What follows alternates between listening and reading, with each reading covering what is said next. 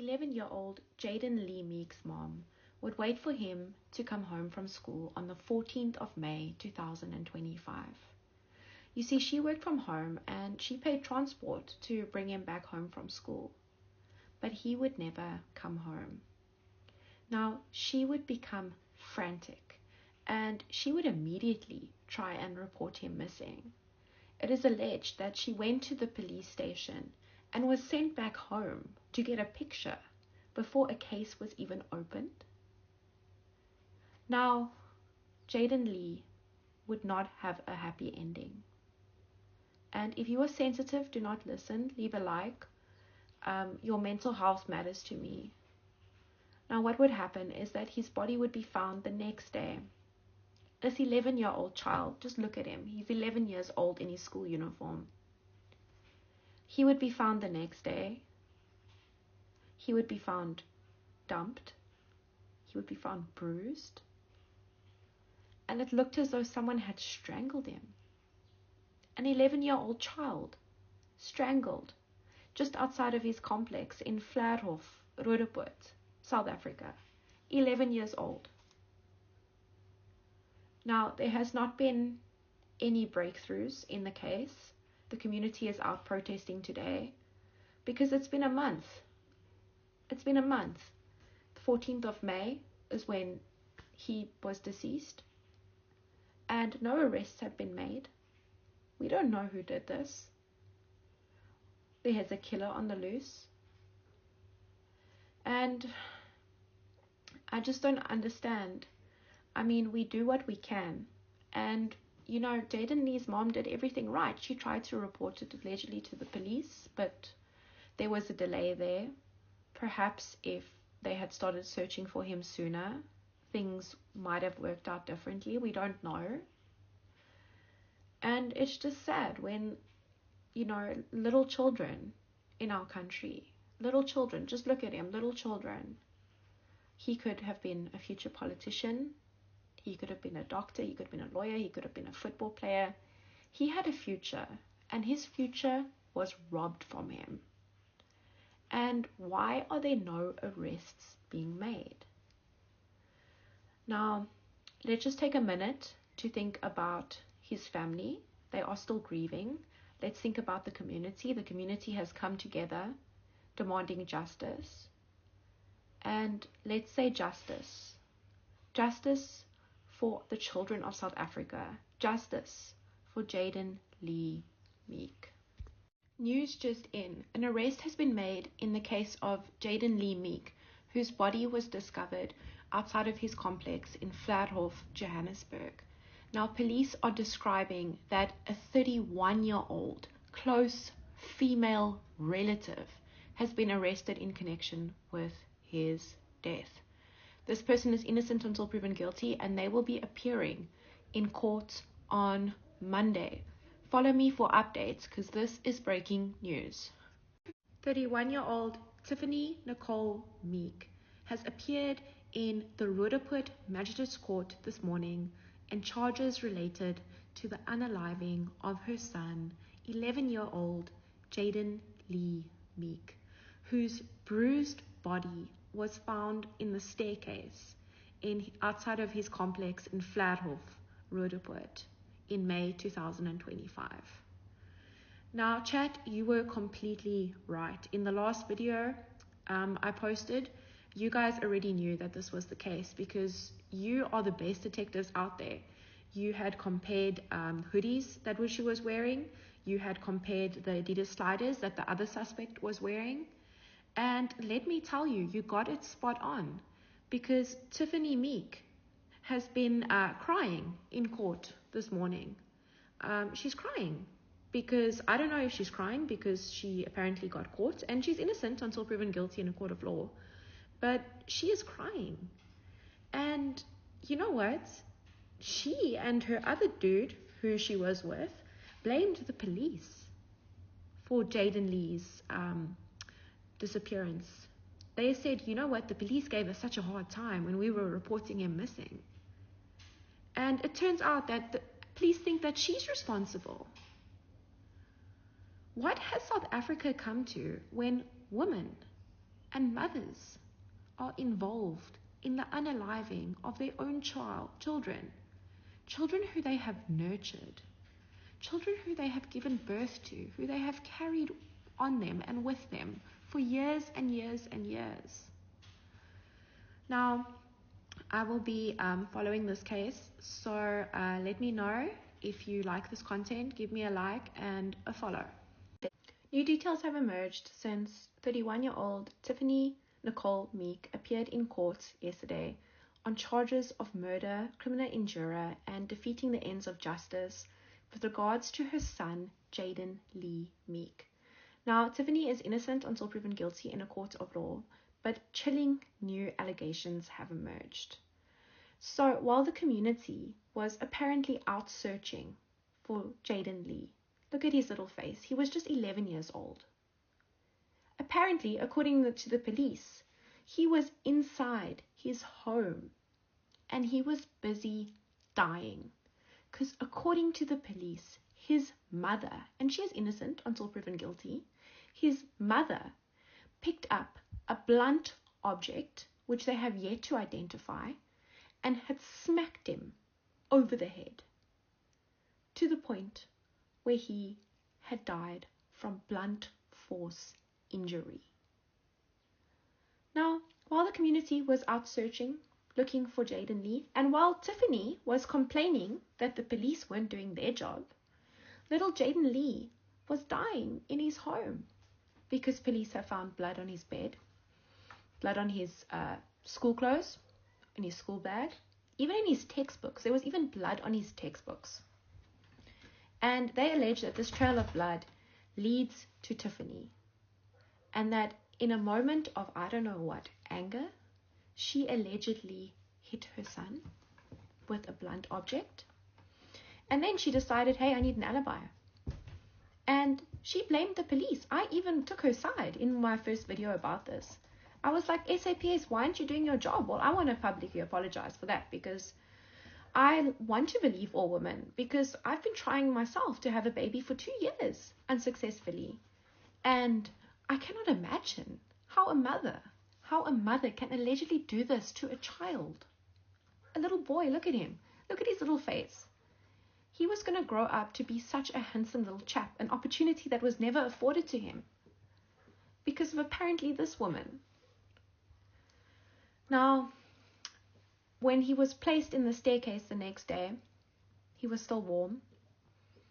I don't know if Tiffany thought that, hey, maybe during the night, or we can blame the school driver or something. But it's absolutely horrific that she had the goal to blame the police investigation. Meanwhile, she's allegedly the one that was doing the crime. Now, thank you for everyone who has liked and followed, and know that I will be following this case. So like and follow if you want updates. Hi everyone, so today I'm going over the timeline in the case of Jayden-Lee Meek. We know that his mom, Tiffany Dunn, was arrested and she has not pled yet, so she is innocent until proven guilty in a court of law. Now, as you can see in red, I've got what is confirmed. This is based on what I could find as a published media source. Unconfirmed is in yellow, which I couldn't find a media source for. And then green is what happened according to Tiffany Dunn, Jayden's mother. Now, in her ENCA interview, Tiffany says that at 6:15, Jayden-Lee went to school. He was picked up by his driver and he went to school. And we know that he did go to school that day because the school confirmed it. So this is all facts, right? Now, when things start to differ is when we come around 3:30 and the driver says that Jayden-Lee was dropped off, right? But according to Tiffany, he wasn't dropped off. And she says that at around 4 to 4:30, she got her mom to phone the driver, which I find personally weird. Like, it's your child, why don't you phone the driver yourself? But anyway, so the mom phones the driver, and then the driver phones Tiffany directly. And this is all based on an ENCA interview. And says, listen, I dropped Jayden-Lee off. He went inside. He must be home. Now, we know then that according to Tiffany, she starts to get worried, and at around 5 o'clock, the community starts searching. And this is important because that staircase that he would later be found at is empty. And the community members are going up and down, and they're searching.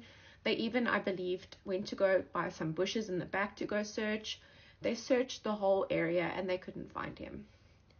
Then a formal police report is opened at 20 to 7, and Jayden-Lee is officially reported missing to the police.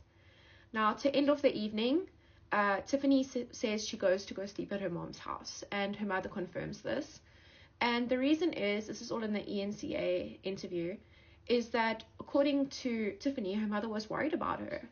But a lot of you have pointed out, if your child is missing, shouldn't you want to wait at your own house in case they come back? Why go to a different location? And if the mother was just worried, why didn't she stay over at Tiffany's house instead of them going to a different location? It just sounds a bit suspicious to me. That's just my personal opinion. And like I said, everyone is innocent until proven guilty in a court of law. Now, we have to go to the next day. So this is something that's unconfirmed, right? So either a tenant or security. There are apparently 2 securities at the complex. One who walks around and the other who sits at the front desk. And someone claims to see Tiffany in the complex at around 4 a.m. in the morning. And we also have reports that are unconfirmed that have been circulating on other channels that Tiffany was seen buying bleach and mops. But I personally have not been able to find a media source to confirm this, so I didn't add it in. Then at 6 a.m., Jayden-Lee is discovered on the stairs. He is warm and he is clean and he is wearing different underwear. And I'm going to get into that now, why I think his underwear was changed, right? He's not discovered by Tiffany. He's discovered by either security or neighbors. And they rush him to Discovery Hospital, a private hospital, and he is declared dead.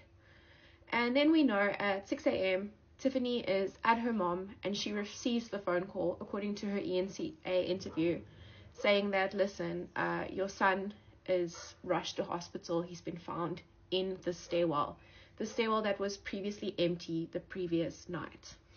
So now I'm going to speak on Jayden's injuries, and if you are sensitive, now's the time for you to give me a like and a follow and skip the rest, because it's going to get brutal. So we know that Jayden-Lee was still warm when he was found, but he was clean. And the thing is, like, there was apparently a lot of blood that was found in allegedly in Tiffany Dunn's home. And the thing is that apparently the police say someone tried to clean it up. We don't know who tried to clean it up, but someone did try to clean it up. And you know how police know this is because they use a chemical known as luminol.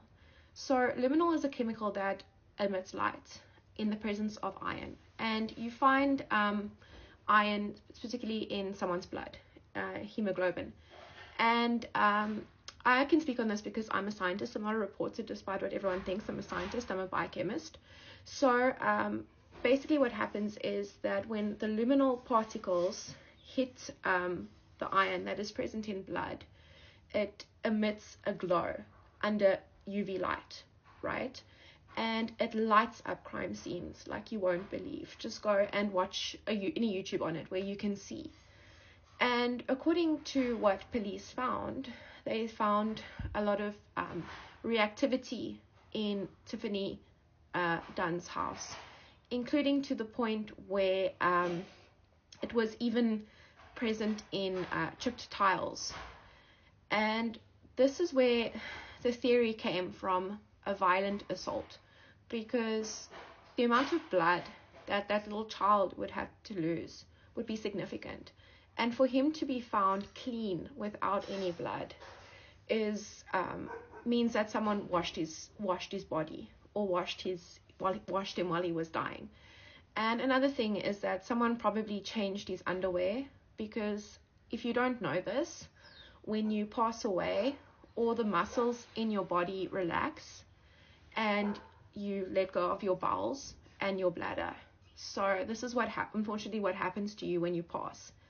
And I think that's what happened to Jayden, is that he obviously let go of his bowel, And I don't know why. His underwear was changed. Maybe it was an attempt to hide some more evidence. A lot of people are saying that he was raped, but so far I cannot find any evidence published in the media saying that he was. The only thing that we know now is that he was assaulted by an object, and he died from blunt force trauma. So Jayden-Lee attended the Royal College, and it is alleged that he talked to both educators and fellow pupils that he had mistreatment prior to his death, and I'm getting this straight off of the Cape Argus. And he is said to have talked about how he was left alone, that he didn't always have food, and that he had come to school with visible bruising. Now, the Department of Education is currently probing the Royal College because, you know what, schools and teachers are mandatory reporters, which means that if someone comes to you, if a child comes to you and says, hey, listen, I'm being abused, it is your legal duty to report it to the police, to report it to the principal. And it seems like Jayden-Lee was just someone who just got lost in the system. I mean, the signs were there. The signs were there that something was occurring, and everything wasn't happy at home. And it's just tragic that how he lost his life in such an awful way. I mean, you guys have your own theories in the comment section, and I have to agree that if any of those theories is close to the truth, which some of them probably are, then this child was clinging on to life allegedly for hours and hours before he eventually passed on, and then his body was moved. Now, I'm going to be following this case. If you have anything else to add to the timeline, comment below and we'll build this timeline together. And I just wanted to say, you know what, justice for Jayden-Lee. I've been following this case since the beginning, and it's just shocking. This is just such a shocking outcome. I watched Tiffany's bail application where her affidavit was read out in court today, and it seemed as though she was talking to us. She answered all of our questions, and she dispelled all the rumors that have been flying around social media. So give me a like and a follow, because you know what, SABC, I don't know what you are doing with our TV license money, but you are not spending it on mics. It was hard to hear at times, but I think I got all the information for you. Now, I'm going to be referring to Tiffany Meek as Tiffany from now on. I know the Meek doesn't like me using the name, but for this statement I will, because this is how she is charged, right? So Tiffany Meek is innocent until proven guilty in a court of law. These are all allegations against her. As she stands right now, she's innocent. And you know what? Her defense attorney, Mr. Naidu, he looks very competent. And I think he's going to give her a really good, robust defense. And I think she deserves one. Everyone in this country deserves a good, robust defense, especially about these allegations that she's leveled out against the SAPS, which I'm going to get to in part 2 of this video. Now, firstly, we're going to go through what Tiffany said in her affidavit through the timeline, because I love timelines. I've got a bit of a timeline addiction, right? So we know that Jayden-Lee was picked up from school and that he spent the day at school. The school confirmed it, and the school, Royal College, has denied all these allegations of mistreatment by the private investigator who apparently said that Jayden-Lee was being mistreated. So I just want you to know, Royal College has denied it. The Department of Education is busy probing, and you know what, when they release the investigations of their probe, I will cover it. Now, we know at 3:30, Jayden-Lee is dropped off by the driver. Keep that in your mind, because it is something that Tiffany will later on confirm. But before that, at 4 o'clock, Tiffany finishes work. Now, Tiffany is not an adult worker. She cleared that up today in court. She works as an office administrative assistant. That was cleared up in the courts, and that YouTube channel that started it, I think maybe they used the GPTs or something to fill in some gaps. I never really trusted a lot of that information in the first place about the thumping and the burning plastic. So you know what, she is just a normal office administrative assistant, and she works from home. And it's almost as though she was addressing a question I asked yesterday in her affidavit, which I found wild. I almost fell off my chair when I heard it, because yesterday in my video I asked, why didn't Tiffany phone the driver? Well, Tiffany gave us an answer, and I can get behind her answer.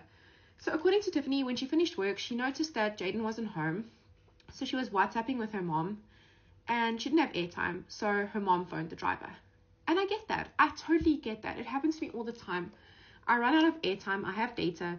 I have to go get my husband's phone and phone people from there. Because you know what? One of us is an extrovert and the other one is an introvert in the relationship. I'll leave you guys to guess which one is which. So that's a really credible explanation, right, for me. And that's an explanation that I can accept. So she finds out that the driver confirmed that Jayden-Lee was dropped off. Now, here's where things get really interesting.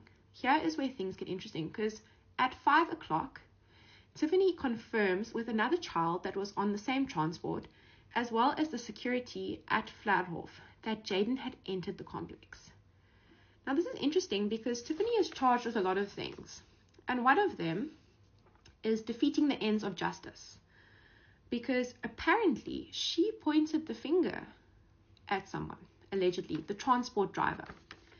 And the state didn't like this, so they've added a charge. Because they said, you know what, Tiffany, you made him a suspect, and we searched his house. And I can imagine the poor man has probably been through a lot. These are all allegations, But that is just something interesting for me, because now in her affidavit, she is confirming that the child and the security saw Jayden enter the complex. And keep this in your mind. Nobody sees Jayden exit. People have only seen him enter. Keep this little important detail in your mind, because I promise you later it's going to become important. It's been a few hours now, and Tiffany starts to get worried. It's getting dark. So by 7 o'clock, Tiffany calls family and they pick her up. It doesn't sound as though she has a car, and they take her to the police station, right? Where she tries to report Jayden missing. But she can't, because she doesn't have a printout of him. She has pictures of him on her phone, but she doesn't have a printed photo. And also, the police apparently say you have to wait 24 to 48 hours. He'll come home. He's at a friend's house. But what we do know is that Tiffany spends 2 hours at the police station from 7 to 9, right? Because police at 9 o'clock return with Tiffany to Flathof. She goes with 2 officers and they pick up another 4 on the way. And they don't search. Because you know what? Tiffany makes a big deal about this in her affidavit. She brings in the fact that her brother was going around knocking on doors, being threatened with arrest. He was trying to search, but the police were not searching because they didn't have search warrants. They said it's late. So keep this little bit in your mind for something that comes back later. And tell me what you think. Tell me what you think in the comments when it hits you, right? So then in the evening, Tiffany goes and she sleeps at her mom's house. Now, in her ENCA interview, Tiffany said the reason that she went to go sleep at her mom's house, which is about a 6-minute give or take drive away, I checked it out on Google Maps, is that her mom was worried about her. And then I said yesterday, well, why didn't you just sleep over at, your house with your mom? Well, there's another explanation now. And the reason that she went to her mom's house was because it's closer to the police station. It is. I did check it out. It is. That's a fact. But why would you want to be closer to the police station in case news came in when you knew that the police were not even searching? I mean, you made a big deal about the police not searching, right? And now you're saying, well, in case the police find something, I'm going to be at my mom's house. Another thing is that he's gone into the gates, but you do not know that he went out. All the reports say that Jayden entered. Not one report saying that he left, right? But you still go from the last place that he was seen to a different location because it was closer to the police who were apparently not searching. Yeah, sounds a little bit sus to me. But that's just my own personal opinion. And Tiffany's not very happy with us on TikTok. And the other creators. She's not very happy. She made that apparently clear in her statement that she made.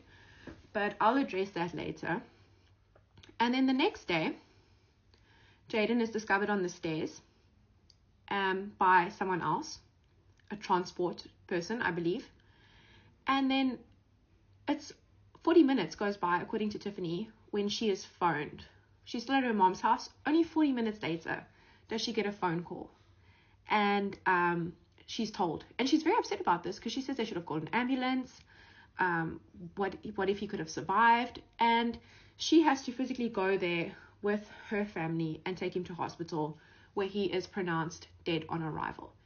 And I took the thing out about the body being warm, because that is something that is still speculation at this point.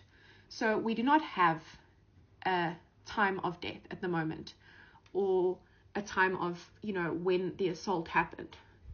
So Tiffany is very upset about this. She says these people should have taken her son and called an ambulance, which I agree. But I mean, the thing is, we don't know if the person was perhaps leaving him there for the police to investigate, or if he was still breathing. These are things that we don't know, which will come out in the trial. But yeah, I just thought that was interesting. Now we're running out of time here, so we're going to go on to part 2 on how the SAPS are apparently framing her. Sorry to keep you waiting. I made a video and then I noticed a typo and I had to go fix it because I have OCD like that. So this is part 2. If you haven't, go watch part 1, which is entitled, Was Tiffany Talking to Us Through Her Affidavit? Now, today we're going to go over the allegations Tiffany has at the SAPS, which are many. Now, Tiffany Meek is innocent until proven guilty in a court of law, and so is the SAPS at this point, because, she is implying that she is being framed for a crime that she did not admit. Now, this is all information that comes directly from Tiffany's own affidavit in her bail application today. And we're going to talk about some sensitive things later, but I'll give you a warning so you can stick with me until then. So we know at 6:40 on the 14th of May, T receives that phone call. She's at her mom's house. She rushes to Flatorf, and then she finds Jayden. And they rush him to hospital, and he's declared dead on arrival. 9 o'clock that morning, according to her, investigators start to arrive at the crime scene, and by 10 o'clock, the SAPS and the Hawks search the flat. This is important. This is important to remember, because there's a lot of admin that goes on between these days. There are forms that need to be filled in. But only on the 16th of May is the school bag, the bloody clothes, and the underwear found in the flat. Only on the 16th. That is 3 days later, right? Is that discovered. And according to Tiffany, it was in a really obvious place. The bloody clothes or the underwear were in the bathtub or something. It was in a place which should have been easily accessible. Now, we don't know how secure the crime scene was, but according to Tiffany, there were people going in and out. Her brother was letting people in and out, and we don't know if the SAPS secured the crime scene. And I think when Tiffany goes to trial, this is going to be her biggest defense, in my own personal opinion, because I was shocked when I heard that the stuff was discovered so late in the game, right? Now, between the Saturday and the 30th of May, Tiffany is going around. She's doing all her interviews with ENCA. She is protesting. And then on the 30th of May, she is informed that she is a suspect. Someone phones her from the SAPS, and she's with her minister, and the minister is listening to her talk to the SAPS. She puts him on speakerphone so he can also hear what is being said, and he submitted his own letter to court today, where he said that what he heard was that the SAPS officer told Tiffany that she is going to be Jocelyn, the next Jocelyn. So basically, she is Tiffany 2.0, and she is a suspect, right? So Tiffany maintains that she didn't flee. She's been cooperative. She would go with her lawyer if they wanted to talk to her. And now this is where things get interesting. because on the 24th of June, her boyfriend, now he is innocent until proven guilty. He has been charged with nothing, right? Nada yet, right?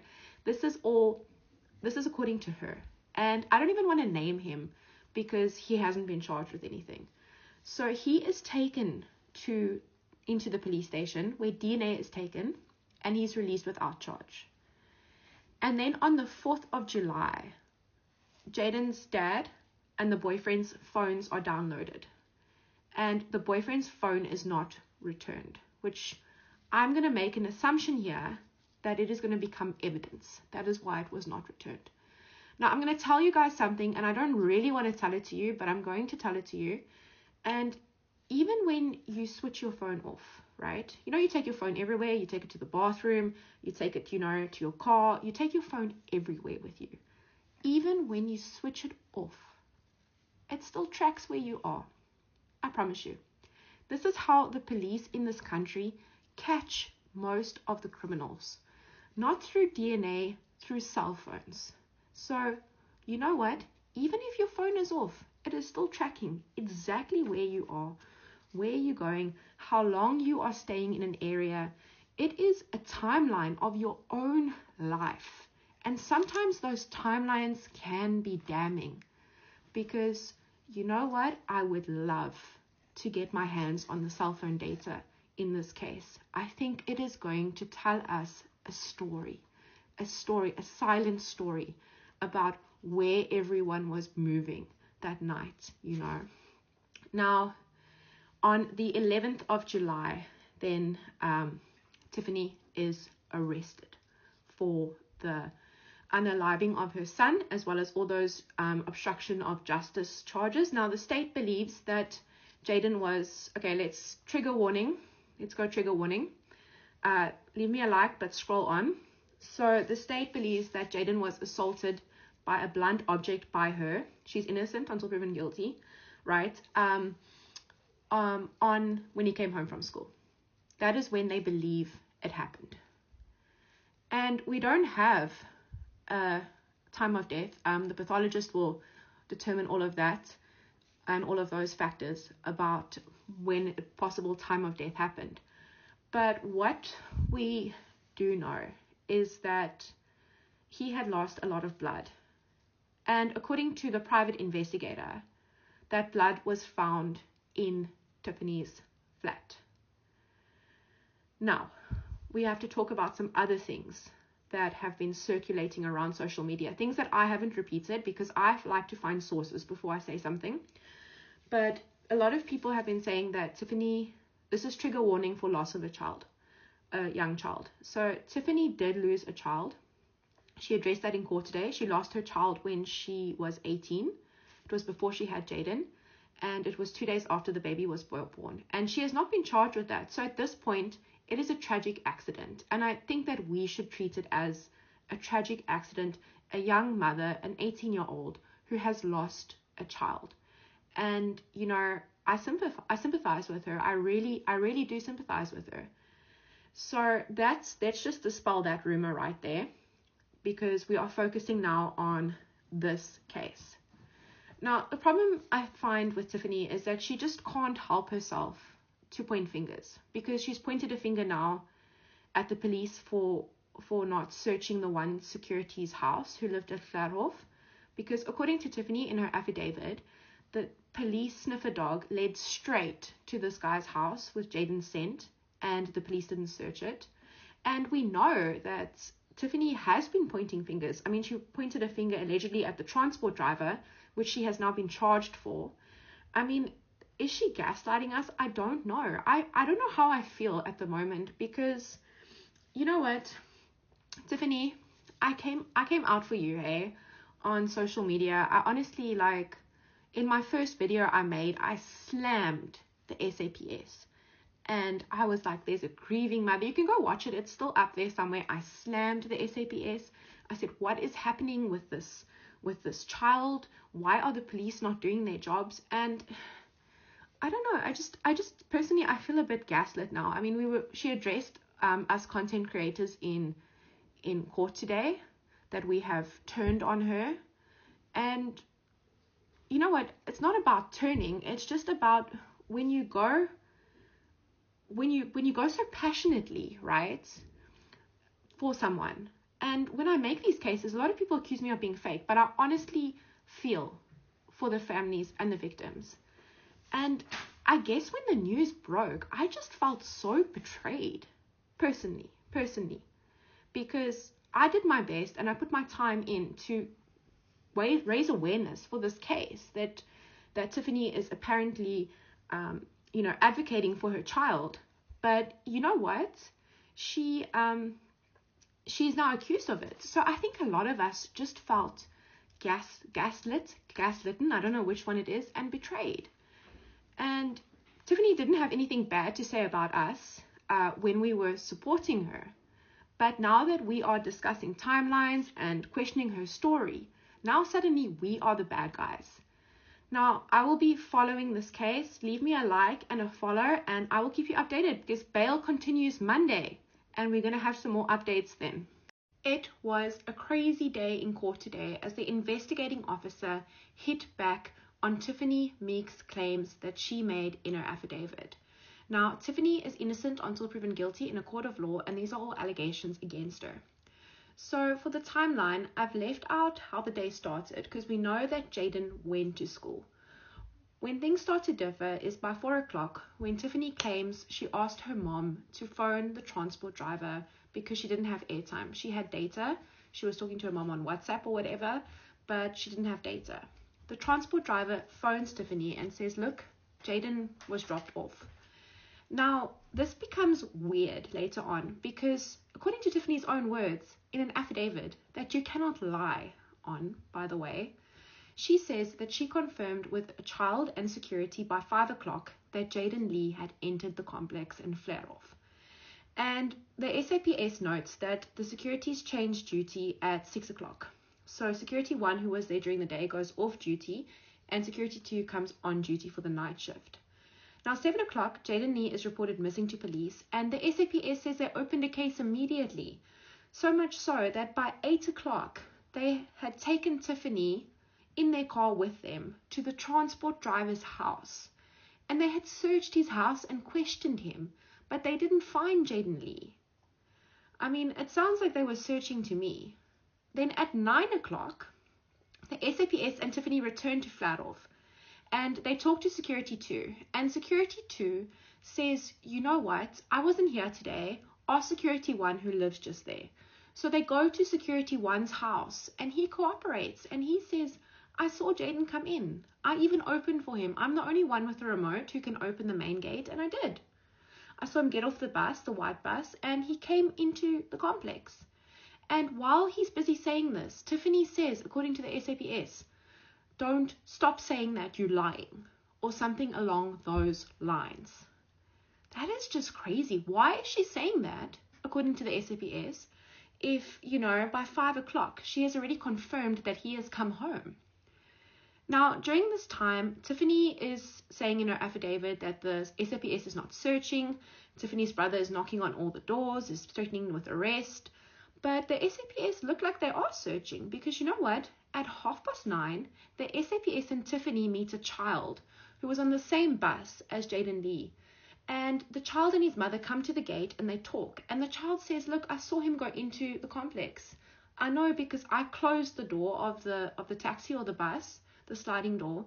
And while I was closing it, I saw him go in. Then Tiffany says to this child, are you sure? This is according to the SAPS. Now, the SAPS said they wanted to go back to Tiffany's flat and, talk to her in private, but she wouldn't allow it. She kept saying, let's go search here, let's go search there. So from 9:30 to midnight, the police and the family get in the car, they're driving around Flatorf, they're looking in the roads, and then at midnight, the search stops for the day. And Tiffany is dropped off back at outside her flat in Flatorf. Now, important to note, the family and Tiffany do not go in the flat. They go straight into the car. This is according to the police. And then Tiffany sleeps at her mom's house, which is a 6-minute drive away. Now, this is interesting to me because you know what? Why has Tiffany saying that the SAPS have not been doing their job? Personally, it looks like they went and searched the transport man's house. And that's one of Tiffany's charges. Tiffany is charged with obstruction of justice because she made this man a suspect when she knew, according to the police, that he was not a suspect. And another thing is, why is Tiffany interfering with witnesses? Telling them, no, you're lying. Are you sure? And this is interesting because if Tiffany gets granted bail tomorrow, I do believe that she will go and stay at an address in KwaZulu-Natal to prevent talking to all the witnesses in this case, which are many. And there are many witnesses to what is going on. And I mean, if she is being framed, how many people would need to be convinced that she was being framed? Now, the next day at 4 o'clock, Security 2 sees Tiffany return to Flathof alone. She says, I need to go and shower. I need to change of clothes. And the security says, look, I want to go search everyone's car. Do you want to come help me? And she says, yeah, I'll come help you. Just wait a bit. Now, at 5:30, so she was in her flat for an hour and a half. Security 2 sees Tiffany leave Flathof. She says, sorry, I couldn't help you search. I have to go catch my Bolt. Security looks out, just sees darkness, no headlights, and he can see the road. And he says Tiffany just disappeared into darkness. Now, 5:30, a tenant left around the same time as Tiffany. I think it was just before her. And there was no Jayden-Lee on the stairs. But at 6 o'clock, Jayden-Lee is discovered on the stairs by another tenant who runs down to Security 2. Security 2 rushes up, says Jayden-Lee is naked except for his underwear. It's freezing. It's in May, right? It's cold. So they pull him into the warmth. They check his pulse. Someone puts a blanket on him, and he is cold. There is no pulse. His eyes are not reacting. It's probably likely that he is dead. So they're trying to phone ambulances. They're trying to phone Tiffany. And we know Tiffany is at her mom, and she receives the phone call. And Tiffany takes her son to the hospital. But she left out the fact that she had a police escort, because they flagged down a passing police car, and this police car gave them an escort to the hospital. And at 8:30 already, the police were at the hospital documenting his injuries. Now at 9 o'clock, investigators arrive at Flathof. They secure the scene, and they identify Tiffany's flat as a crime scene. The photographer starts investigating, and he photographs Jayden-Lee's school bag and shoes in Flathof. Now, at 20 to 2, the blood sniffer dog does alert at someone's flat. But it wasn't the security guard's flat, according to the police. The dog alerts to a pillow that is present in the bedroom 1 of Tiffany's flat. And then that evening, importantly, the SAPS interviewed Tiffany. Tiffany confirms she went back to Flathof at 5:22 to 5:47, and that she did not see Jayden-Lee. This is in what I believe is probably a signed affidavit if the police took her statement. So that is interesting. Tiffany herself apparently admitted to investigators that she went back. It's not just the security guard that is the witness. It is Tiffany herself who is a witness. And let me tell you, all her statements are going to come into court through the media. And then we know Tiffany says the school bag was only found in the flat on the 16th of May. But it was photographed there on the 14th. And now I want to point out something here. T knows she's a suspect on the 30th. Police tell her, right? Now on the 16th of June, T knows she's a suspect. She's still out there protesting. She mentions on a TikTok that I watched that her flat has been tampered with. Is she already trying to cook a story from that time? Now, this is hectic. I will be watching day 3 of the bail application, and I will update you. But if you have any questions, leave them below and I will try my best to answer them. And guys that are coming and saying it is time to get your house in order. The magistrate did not mince words when she addressed the investigating officer and the prosecutor after day 3 of Tiffany's bail hearing. Now, before I get into that, Tiffany Meek is innocent until proven guilty in a court of law, and these are all allegations against her. Now, firstly, we're going to be talking about what Tiffany was wearing and her demeanor in court. So Tiffany was looking more stoic today. She was writing, but she wasn't writing as much as yesterday. And she was still wearing that beanie, and she had like a patterned jacket with different colors and a black top underneath. And I noticed she was wearing this chain. And I've seen her in many videos where she was out protesting, where she was wearing the same chain, the same chain. So I don't know if it's something that has special importance to her or not, but that's what she was wearing. And people have said that she is being dressed strategically so that she looks a certain way, so people will feel sorry for her. That is what the word on the street is. I don't know what to say about that. I don't know what Tiffany's usual fashion style is. Maybe it's really cold in the courtroom and the beanie's there to keep her head warm. Now, I'm going to start talking a little bit about the problems that came out today with the police investigation. And this is still the prosecutor's case. We haven't even gotten to Mr. Naidu, who I'm afraid is probably going to make mincemeat out of this investigating officer tomorrow.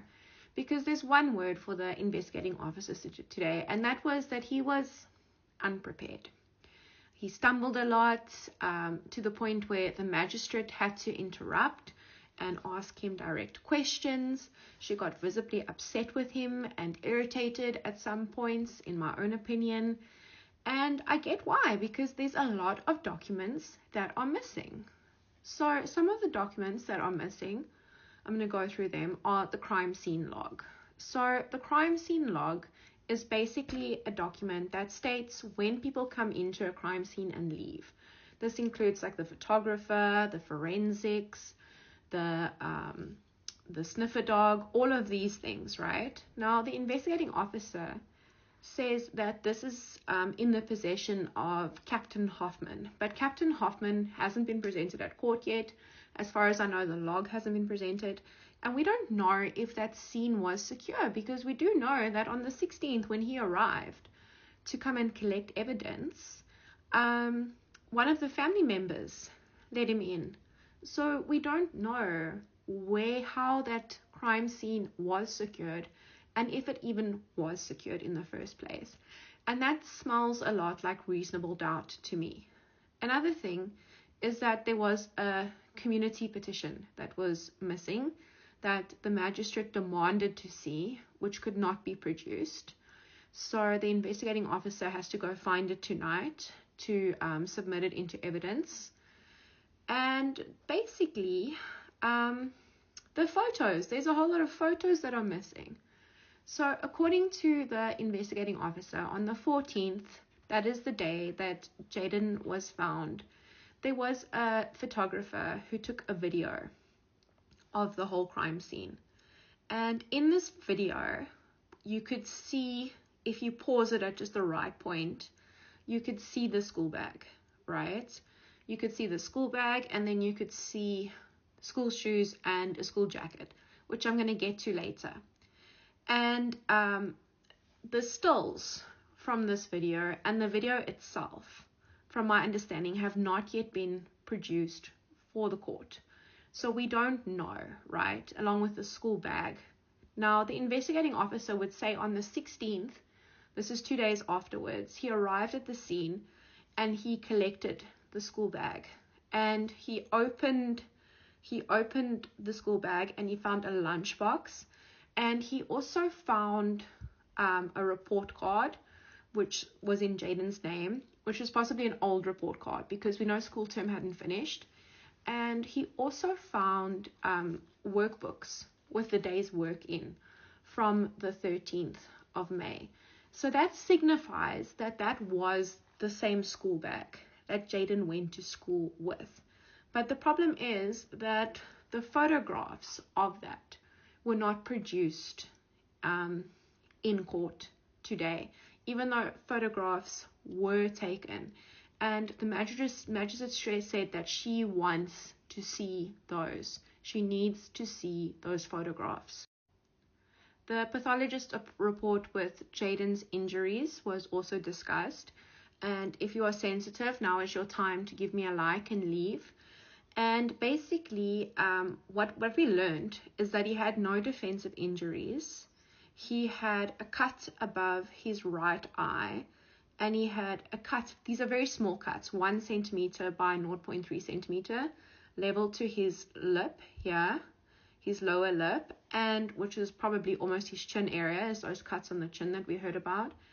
And we also know that he had a bruise, a significant bruise, on his right arm, just above his elbow.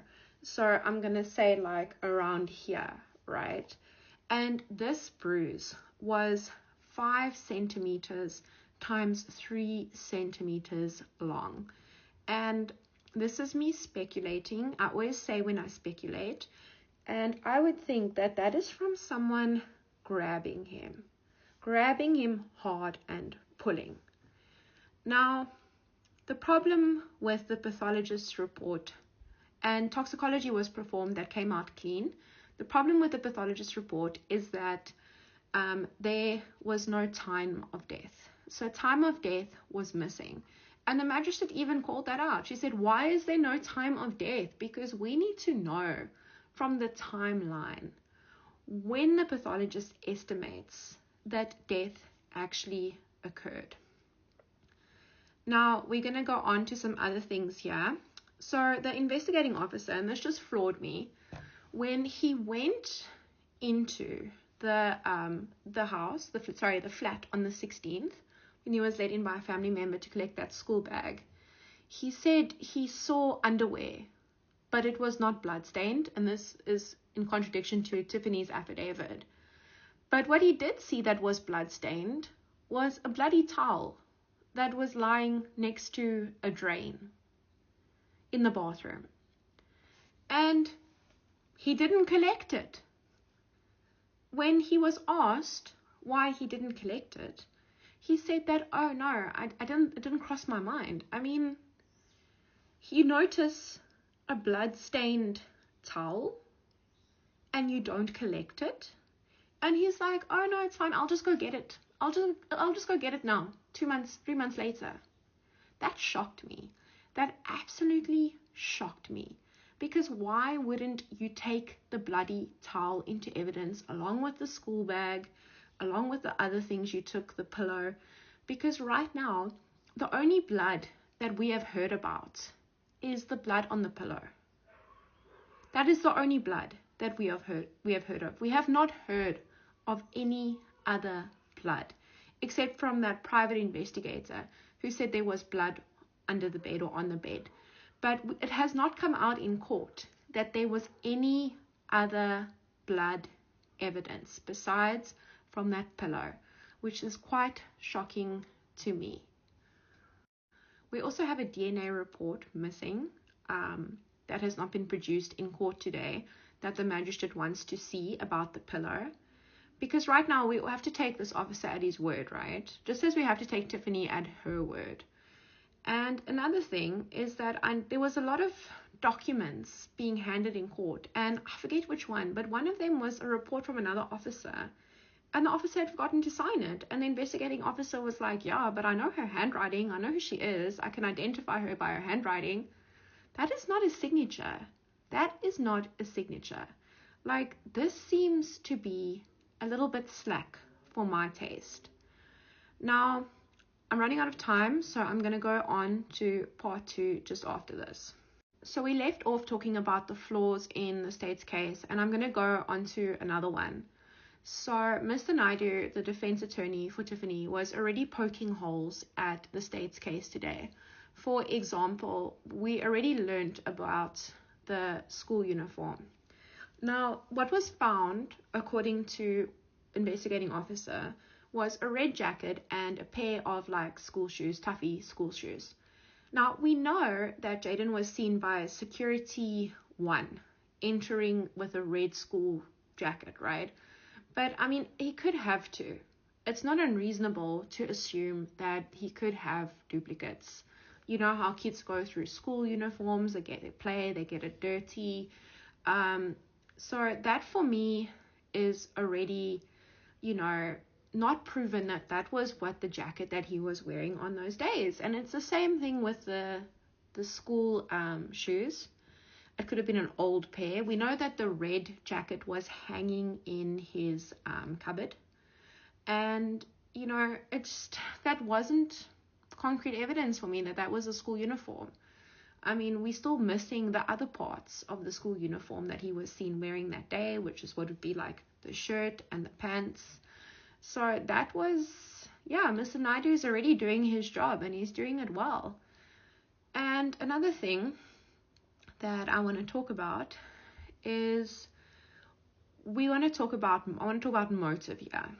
So I want to look at motive from two sides. I want to look at it from Tiffany's side, and I want to look at it from the SAPS's side, because something is not quite adding up for me here. I feel like there is a missing piece. Now, if you look at the SAPS's version, what motive would Tiffany have to kill Jayden? And she is innocent until proven guilty, but what motive do you think that she would have to kill Jayden? Because right now, from what I'm seeing at the moment, is that she had him in a good school, and I don't know who was paying, if it was her or the father. We don't know those details. But what is the actual motive, do you think? Because I'm struggling with motive. And motive normally comes down to the 4 L's. So it could be lust, it could be love, it could be loathing, or it could be loot. So maybe it was loathing, I don't know, but I'm struggling with motive. And I've been asking a lot of you in the comment section who are pro Tiffany and also against Tiffany, what do you think the motive is? And another thing is, if we believe Tiffany's version of events, that the SAPS framed her, what is their motive? What is their motive? Why would they want to frame her? Is it lust, love, looting, or loathing? And honestly, I believe that Tiffany rushed to the ball with her defense to frame the SAPS. I think she just should have left it at there is insufficient evidence to convict me. Because right now, for her to be framed, I went and I made a list of the people that have to be involved. So it would have to be the 6 SAPS police officers that were driving around with her that night. It would have to be the forensic investigator, the forensic photographer, possibly the pathologist, security 1 and security 2. It would have to be the transport driver, the dog handler, and potentially the child who saw Jayden come into the complex. Now, that is a lot of people. And let me tell you, people can't keep their mouths shut about certain things. To have all those people under such a high-pressure case say nothing is implausible to me. I honestly think that Tiffany should have gone with, the SAPS didn't do a good enough investigation and left it there. It would have made her side much more believable instead of this whole SAPS framed me stuff, because that is also something that I'm struggling to get to if I'm looking at this case from Tiffany's point of view. And we're going to talk a little bit about Tiffany's bail conditions. So if she is released, she is going to be released to the care of her father. I'm not going to name his address because I want to respect his privacy, and he lives in KZN. So she will be relocating because obviously the community are not very happy with her. And if her being in KZN, then she won't be able to interfere with any witnesses. And her father wrote saying that although he doesn't have a lease, he's got a verbal agreement on where he's staying, and he will make sure that Tiffany goes to court, and he will make sure that she stays in KZN safely with him. But the investigating officer said, hey, you know what? I don't think that is cool, because I would be putting it on KZN police to control her whereabouts. And also the community is not really happy with her. And that's when the petition was brought up. And that magistrate really wants to see that petition. And another thing is that the question of her working or not was still brought in, and her supporting her family. We don't know. Some people have said she's on paid leave. Other people said she's not on paid leave. We don't know the circumstances, but we do know that she is working and that she has no past criminal convictions. I think that's important, because so far she's had a clean record. And this is one of the reasons why I do believe it's possible that she might be awarded bail. Now, that is the thing, is that we are left hanging because of holes in a police investigation.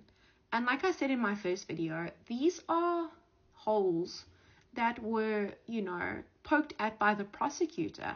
And sometimes it's good in defense strategy, in court strategy, to get your bad facts out first, so that it doesn't seem as though you're hiding something when the defense lawyer comes and does his cross-examination. Sometimes that's a good strategy to get behind it, right? But it still does not look good. Now, that was day 3 of basically the investigation of the bail application. And yeah, like I said, I will be covering the bail application in its full, and I go live at night at 7 p.m. every night after the day of court to give you guys all the deets. So give me a like and give me a follow.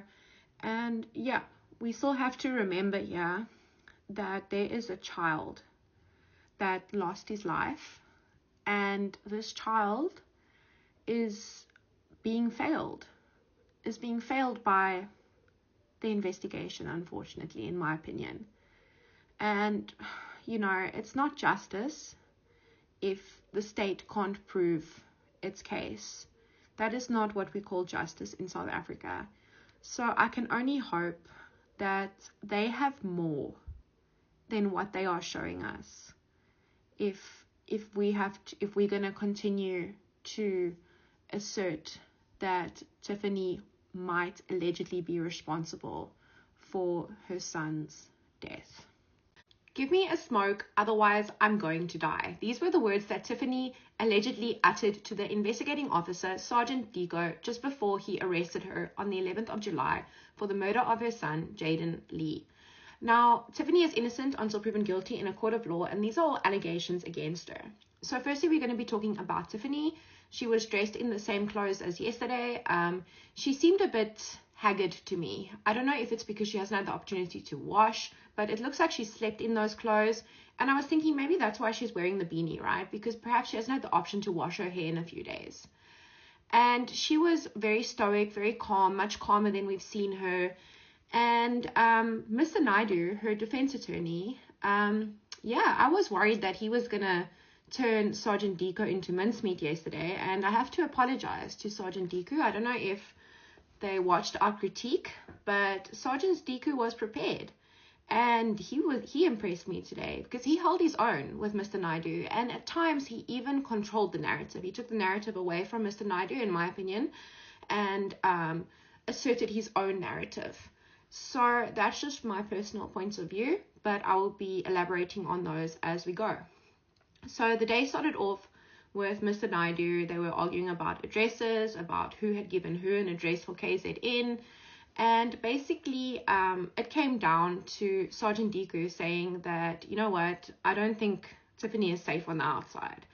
And I mean, we kind of knew this, right? Because in my live last night, even people from like Durban were commenting and saying, if she comes to Durban, we'll get her. So, because Mr. Naidu was asking, like, do you think the people of South Africa will go and harm her? And Mr. Diku's like, yeah, I do think so, because of the outcry that is associated with this case. And then Mr. Naidu went on to say, well, have you ever shared a cell designed for 80 people with 20 people? And he withdrew the comment immediately. But I think those are probably Tiffany's current living conditions, right? It's probably rough in there, in the jail. And basically they went on from that, right? And Mr. Diku didn't give way. He didn't give way on the addresses. He said, look, you gave me an address in Durban. You provided it to me. I just confirmed it. Then we went on to briefly about a bishop's statement, and that what was said in the bishop's statement about Tiffany being Jocelyn number 2, right? Basically Kelly number 2. And Mr. Naidu denied knowing about that. And we go to the 19th of June, where apparently Mr. Naidu and his officers, they went to the police station and they told the police that, hey, listen, if you ever want to arrest my client, if you ever want, to bring her in for questioning, we'll bring her in, we'll do this in the gentleman fashion. And I think they were probably quite alarmed when Tiffany was arrested on the 11th of July, because she was arrested and Mr. Naidu says he wasn't contacted, but the press were. Now, I'm going to just comment here briefly, right? We know Tiffany has gone around using the press to her advantage, saying all sorts of things about the SAPS. Like, I can't blame the SAPS personally for, after what Tiffany was saying in the media, for them to be like, hey, listen, let's just skip a call to Mr. Naidu and let's just go get her and show her off to the press. Like, I honestly can't blame them. It's probably not the most gentlemanly thing to do, but I can't blame them for that, because, I mean, she dragged their name through the mud, and they were probably like, hey, listen, we're going to show you now. So then we get to the point where Mr. Naidu said, well, you know what, my client wanted to call her attorney, she wanted to call me, and you refused. And Mr. Diku started he was like, no, he was very offended by this. And he said, no, your client actually wanted a smoke. She said, give me a smoke, otherwise I'm going to die. I offered her my phone, but the only thing she wanted was a smoke. And he said, I gave it to her because I didn't want her to die, and it looked as though she wasn't breathing. So I just thought that was pretty amusing. But anyway.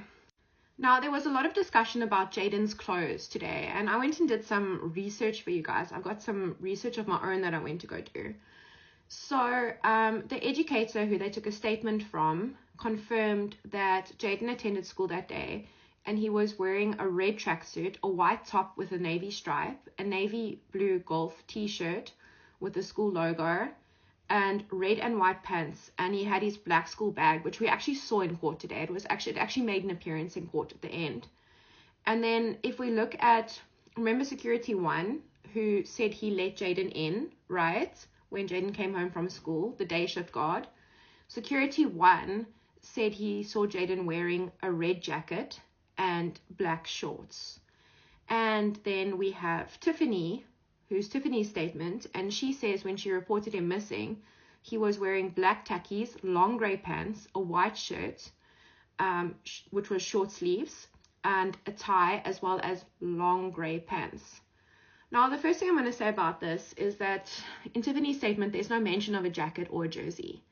And I went and I looked up the weather in Roodepoort on that day, the 13th of May, and it was 8 degrees minimum and 23 degrees maximum.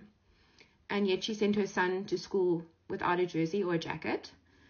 And another thing I'm going to say is that we don't know what the sport policies are, right? We don't know if Jayden does sport. We know he played soccer, right? And I went and I looked on the Facebook of the school, and their shorts for their sport is like a dark blue that could be mistaken for black. So I saw that in the pictures from the school, and we don't know if he did a sport after school, changed, and then put the rest of the stuff in his bag, for example. So the school uniform stuff, to me, it wasn't really anything that was crazy. I went and looked on the Facebook page, and the school has a lot of different colors. They've got a jersey that is red, like a jersey like this. They've got a red jacket, which is more like tracksuit like, and then they've got like a blue blazer, which looks like it's for formal occasions. And then they've got different types of pants. So they've got these long red pants, also like tracksuit pants. Then they've got the blue shorts for sport, and then the more formal long gray pants. And they have a variety of different colored shirts. So they've got a navy shirt, a red shirt, and kind of like an off-white gray. And these are all like kind of golf shirts, right, with the school logo on. So, and in the Facebook pictures that I saw of the school, there were kids wearing a combination of all of these above that I mentioned. It doesn't seem as though it's a very strict dress code. I know I grew up in a school that had a very strict dress code, but it seems to be more lax in the situation from my own personal opinion. So now we're going to go on to the guard book, and there's definitely going to be a part 2 about this because we have to chat about the guard book, also known as the occurrence book. So according to Tiffany, when she went to go look for Jayden and report him missing at 5 o'clock, she went to the day shift guard, right? Remember, she says this in her affidavit. She knew that he was in the complex by 5. And according to Tiffany's side of the story, she gave him the number. And then she said she's going to the shop. She's going to walk down to the shop to look for Jayden. And if Jayden comes in, then they must phone her. Now, according to the guard book that was produced, there's no record of this. Then at 7 p.m., this is now when guard number 2 has taken over, the night shift guard. The Lyft driver comes to fetch Tiffany, take her to the police station. And on the way out, Tiffany says, I'm going to the police station to report Jayden missing. Listen, here's numbers if you want to call me. And according to the guard book, which the police have in evidence, which I'll talk about now, the controversy, there's no record, right, of that being entry. Now, apparently, after Tiffany went back to the complex, after going to the hospital with Jayden's body, she came to the guardhouse and she had an argument with the securities because she said she had given them her number. Why did it take them 40 minutes for them to contact her when they had found Jayden's body? And they wanted to take a photo of the book, but there was stuff that was missing. And I'm going to get to that in part 2. Give me a smoke, otherwise I'm going to die. These were the words that Tiffany allegedly uttered to the investigating officer, Sergeant Dico, just before he arrested her on the 11th of July for the murder of her son, Jayden-Lee. Now, Tiffany is innocent until proven guilty in a court of law, and these are all allegations against her. So firstly, we're going to be talking about Tiffany. She was dressed in the same clothes as yesterday. She seemed a bit haggard to me. I don't know if it's because she hasn't had the opportunity to wash, but it looks like she slept in those clothes. And I was thinking maybe that's why she's wearing the beanie, right? Because perhaps she hasn't had the option to wash her hair in a few days. And she was very stoic, very calm, much calmer than we've seen her. And Mr. Naidu, her defense attorney, I was worried that he was going to turn Sergeant Dico into mincemeat yesterday. And I have to apologize to Sergeant Dico. I don't know if they watched our critique, but Sergeant Dico was prepared. And he impressed me today because he held his own with Mr. Naidu, and at times he even controlled the narrative. He took the narrative away from Mr. Naidu, in my opinion, and asserted his own narrative. So that's just my personal point of view, but I will be elaborating on those as we go. So the day started off with Mr. Naidu. They were arguing about addresses, about who had given who an address for KZN. And basically, it came down to Sergeant Dico saying that, you know what, I don't think Tiffany is safe on the outside. And, I mean, we kind of knew this, right? Because in my live last night, even people from, like, Durban were commenting and saying, if she comes to Durban, we'll get her. So, because Mr. Naidu was asking, like, do you think the people of South Africa will go and harm her. And Mr. Deeker's like, yeah, I do think so, because of the outcry that is associated with this case. And then Mr. Naidu went on to say, well, have you ever shared a cell designed for 80 people with 20 people? And he withdrew the comment immediately. But I think those are probably Tiffany's current living conditions, right? It's probably rough in there, in the jail. And basically they went on from that, right? And Mr. Deeku didn't give way. He didn't give way on the addresses. He said, look, you gave me an address in Durban. You provided it to me. I just confirmed it. Then we went on to briefly about a bishop's statement, and that what was said in the bishop's statement about Tiffany being Jocelyn number 2, right? Basically Kelly number 2. And Mr. Naidu denied knowing about that. And we go to the 19th of June, where apparently Mr. Naidu and his officers, they went to the police station and they told the police that, hey, listen, if you ever want to arrest my client, if you ever want, to bring her in for questioning, we'll bring her in, we'll do this in the gentleman fashion. And I think they were probably quite alarmed when Tiffany was arrested on the 11th of July, because she was arrested and Mr. Naidu says he wasn't contacted, but the press were. Now, I'm going to just comment here briefly, right? We know Tiffany has gone around using the press to her advantage, saying all sorts of things about the SAPS. Like, I can't blame the SAPS personally for, after what Tiffany was saying in the media, for them to be like, hey, listen, let's just skip a call to Mr. Naidu and let's just go get her and show her off to the press. Like, I honestly can't blame them. It's probably not the most gentlemanly thing to do, but I can't blame them for that, because, I mean, she dragged their name through the mud, and they were probably like, hey, listen, we're going to show you now. So then we get to the point where Mr. Naidu said, well, you know what, my client wanted to call her attorney, she wanted to call me, and you refused.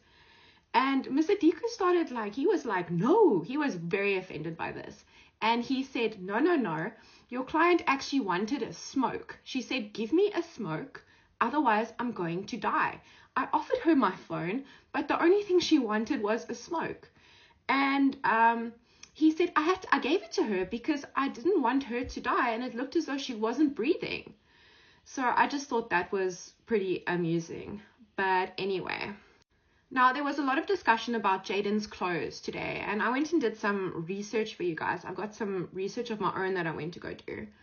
So the educator who they took a statement from confirmed that Jayden attended school that day, and he was wearing a red tracksuit, a white top with a navy stripe, a navy blue golf t-shirt with the school logo, and red and white pants, and he had his black school bag, which we actually saw in court today. It actually made an appearance in court at the end.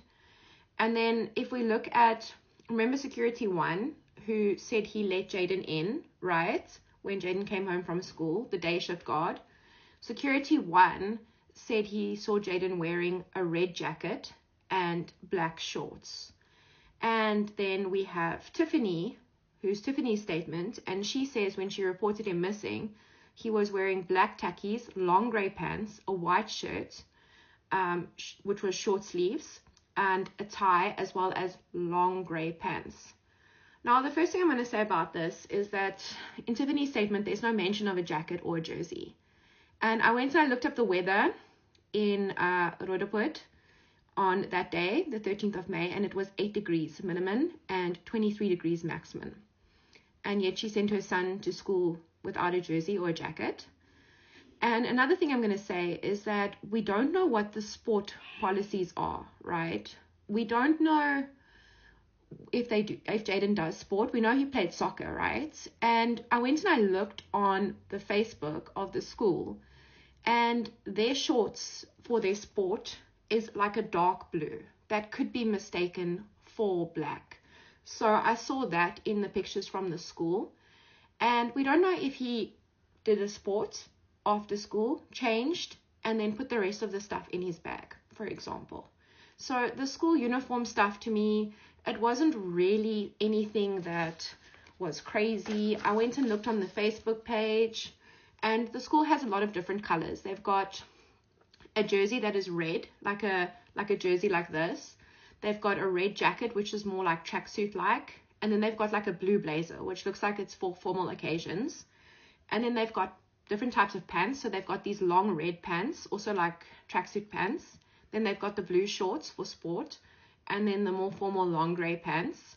And they have a variety of different colored shirts. So they've got a navy shirt, a red shirt, and kind of like an off-white gray. And these are all like kind of golf shirts, right, with the school logo on. So, and in the Facebook pictures that I saw of the school, there were kids wearing a combination of all of these above that I mentioned. It doesn't seem as though it's a very strict dress code. I know I grew up in a school that had a very strict dress code, but it seems to be more lax in this situation from my own personal opinion. So now we're going to go on to the guard book, and there's definitely going to be a part 2 about this because we have to chat about the guard book, also known as the occurrence book. So according to Tiffany,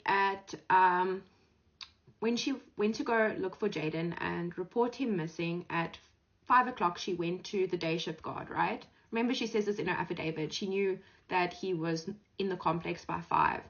And according to Tiffany's side of the story, she gave him the number. And then she said she's going to the shop. She's going to walk down to the shop to look for Jayden. And if Jayden comes in, then they must phone her. Now, according to the guard book that was produced, there's no record of this. Then at 7 p.m., this is now when guard number 2 has taken over, the night shift guard. The Lyft driver comes to fetch Tiffany, take her to the police station. And on the way out, Tiffany says, I'm going to the police station to report Jayden missing. Listen, here's numbers if you want to call me. And according to the guard book, which the police have in evidence, which I'll talk about now, the controversy, there's no record, right, of that being entry. Now, apparently, after Tiffany went back to the complex, after going to the hospital with Jayden's body, she came to the guardhouse and she had an argument with the securities because she said she had given them her number. Why did it take them 40 minutes for them to contact her when they had found Jayden's body? And they wanted to take a photo of the book, but there was stuff that was missing. And I'm going to get to that in part 2. Thanks for everyone who came onto the live. I appreciate you. I just wanted to say one more thing about Jayden's school bag. So Jayden's school bag was brought out in court today, and it was confirmed that it was the school bag that he took with him to school that day because it had the day's work completed. And it was heartbreaking to see that school bag because it's an ordinary black school bag. It had scuff marks on it. It looked even a little bit probably big for Jayden. I can just imagine Jayden carrying around that big school bag with all his books that were brought out. And it's like normal A4 books, and they were opened, and you could see his little fractions and his handwriting. And he had done the day's work, and that was the last schoolwork he would ever do. And we talk a lot about people and cases and injuries, but when we see evidence like that, it really hits home. So I invite you, if you missed court today, just go and skip to the end and look at the school bag. And just think about why we're here. We're talking about Jayden-Lee. We are talking about how perhaps the system has failed this child. We as South Africans, we are scrutinizing this bail application. We are scrutinizing this trial. Because let's face the fact that Jayden-Lee was brutally killed by someone. And we want answers. And we have to keep putting the pressure on to make sure that cases like this don't happen again. And that other Jayden-Lees don't get caught in the system where the pathologist won't determine a time of death because of some stupid excuse. Where things are not certified correctly. Like, we need to do better for the Jayden-Lees of South Africa. Now, thank you everyone for your support for these recaps. And like I said, the reason we're here is because of Jayden-Lee. And we want justice. As South Africans, we want justice for Jayden. Today, I just want to put some fake news right about Tiffany Meek that has been circulating from other sources, not from me. So number one, Tiffany Meek is not an adult worker. She is employed as an office administrative assistant. Number two, Tiffany Meek did lose a child when she was 18 years old. This child only lived for 2 days, and the cause of death is apparently known as sudden infant death syndrome or a cot death. There is no evidence that Tiffany harmed this child. I can only imagine an 18-year-old losing a 2-day-old child. And I think we should just treat it as the tragic accident that it currently is at the moment, right? Let's not speculate. There's no case that has been opened, and it is unlikely a case will ever be opened. Let's just leave it there. Another thing is that there was plastic being burnt in the middle of the night. This is simply not true. No neighbors have come forth to say that they heard plastic or smelt plastic being burnt, or that they heard thumping in the flat during the night. This is all completely non-relevant, it's fake news. And the last thing is, Tiffany was not seen buying mops and cleaning agents. According to her own statement, she did go to the shop while she was looking for Jayden on the 13th, but she was not seen, to my knowledge, buying mops and buying Handy Andy and buying bleach. Now, we want to give Tiffany a fair trial, and this includes spreading up some of the fake news that is surrounding her. Now, if you like what I do, give me a like and a follow, because I do my best to make sure that when I give you guys information, that it is verified. And when I give you guys incorrect information, I say so, and I correct the record. So if you want to follow the factual side of things, I do my best to give you the correct information, and that is my promise to you. Tiffany will be spending another weekend behind bars, as her bail hearing has been postponed to next week, where hopefully a decision will be made. Now, Tiffany is innocent until proven guilty in a court of law, and these are all allegations against her. Tiffany arrived at court today. She was wearing her dookie, her famous dookie, her glasses. I didn't see Jayden's chain, but I did see she was wearing like a grey hoodie. It's an outfit that we've seen before. I think she changes between maybe 2 or 3 outfits in these proceedings from what I've seen. And then after that, Mr. Naidu arrived, and Mr. Naidu was standing on business today. He was out for blood. I don't know if he got any blood, but he was out for blood. And he was agitated. Have you guys been agitating Mr. Naidu? Because he is agitated, and he brought up social media about 5 or 6 times. And let me tell you, he's not happy. He's not happy with the TikTokers and the YouTubers and the social media outcry. Because I guess, we are shining pressure on this case. And it's probably going to have something to do with his client's outcome in the bail application, the outcry on social media. And unfortunately, that's just the way it is. And Mr. N was out for blood, and Mr. Deco was the investigating officer, was his target. But I don't know if he got any blood from Mr. Deco. Mr. Deco, guys, listen, you guys have been saying ugly things about Mr. Deco as well. Besides from the language barrier, Mr. Deco is very smart. He answered Mr. Naidu's questions very well today, and he was able to assert his own narrative a few times. We learned a few things from Mr. Deco today. So let's just keep the personal attacks from everyone involved at a minimum, because we are here to observe our justice system in how it normally works, right? Now, we started off the day with Mr. Naidu, which I believe he attacked the 2 most key pieces of evidence. So he started with the school bag, and he asked if there were any fingerprints taken. And we know from Mr. D that there were no fingerprints taken from the school bag because of the material. It's not really good for fingerprinting, and no fingerprints taken of the books. And I mean, even if we were to find Tiffany's and Jayden's fingerprints on the books, it wouldn't be anything out of the ordinary. And then after that, we went on to the second key piece of evidence, which was the bloody pillow. So the bloody pillow, which was found in bedroom number 1 of Tiffany's flat. And this was sniffed out by the sniffer dog. The sniffer dog also made a few appearances in court today. And Mr. Naidu sort of asked Mr. Diku if he was there when the pillow was found. And Mr. Diku said, no, he only arrived at the scene at 3 o'clock. By that time already, the scene had been searched. The dog handler had gone through it. And the dog had alerted on the pillow. And Mr. Naidu said, well, Jayden suffered from nosebleeds. And Mr. Diku was implying to us that it's fresh blood.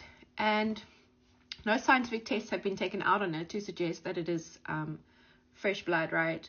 But I think I get what he means, because as a biochemist, I can speak to it. When you bleed out at first, right, your blood is either red or pink. And after a while, when it becomes exposed to oxygen, it oxidizes, the iron oxidizes that is present in the hemoglobin.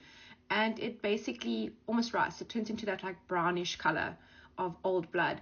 So we can probably assume, we haven't been shown pictures, but we can probably assume that the blood was fresh, that pink red color. And another thing I was thinking about is that the pillowcase is missing. So this blood is found on the pillow. And I don't know about your own houses, but in my house, if something had to stain a pillow, it would have to be a rather significant amount of blood. And yes, you can bleed significantly from your nose. So Mr. Naidu did his best to attack the pillow evidence, but we also learned through Mr. D today that a sheet was also taken, and the results of the sheet for blood testing, confirmation towards if it's Jayden's or not, are still outstanding. So we know that there was a sheet that was also seized. So it's not just a pillow. From then on, we went on to the community activist who was brought into court, Miss Natalie Solomon. I'm sure you have seen her on TikTok. She's an amazing woman, and she does amazing things for the community. And she was named in court today with permission, apparently, from Mr. Naidu. And we were directed to a video that she posted.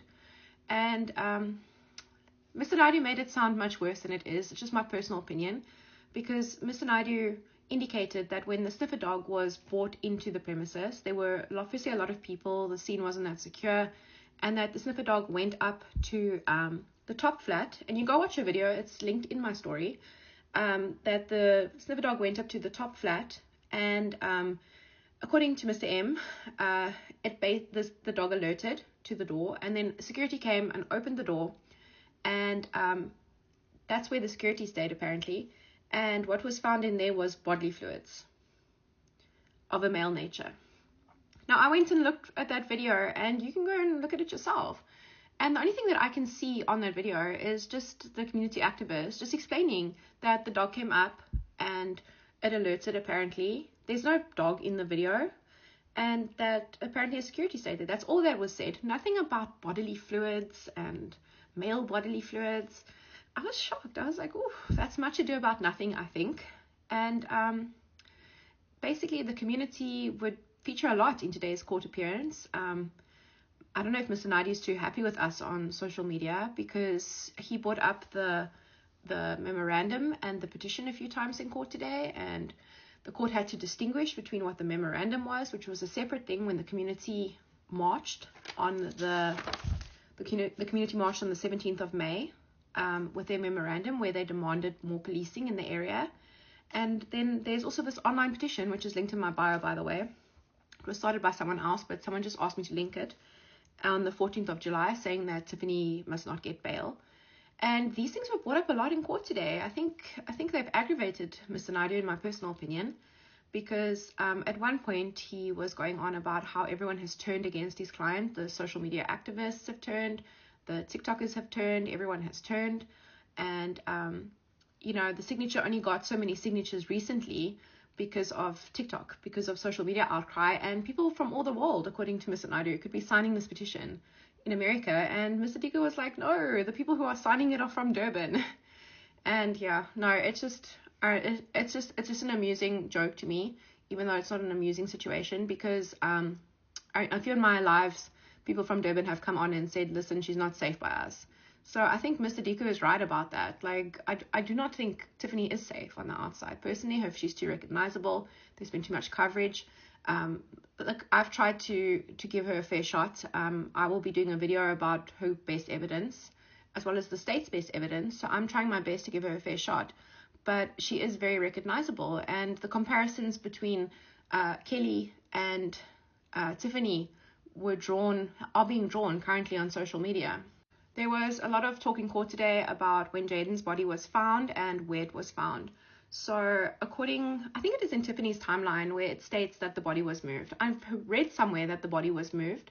So according to the SAPS version of events, the body was found 8 meters away from Tiffany's flat. So there's a flat next to hers, and then on the staircase, that's where the body was found, on the same floor.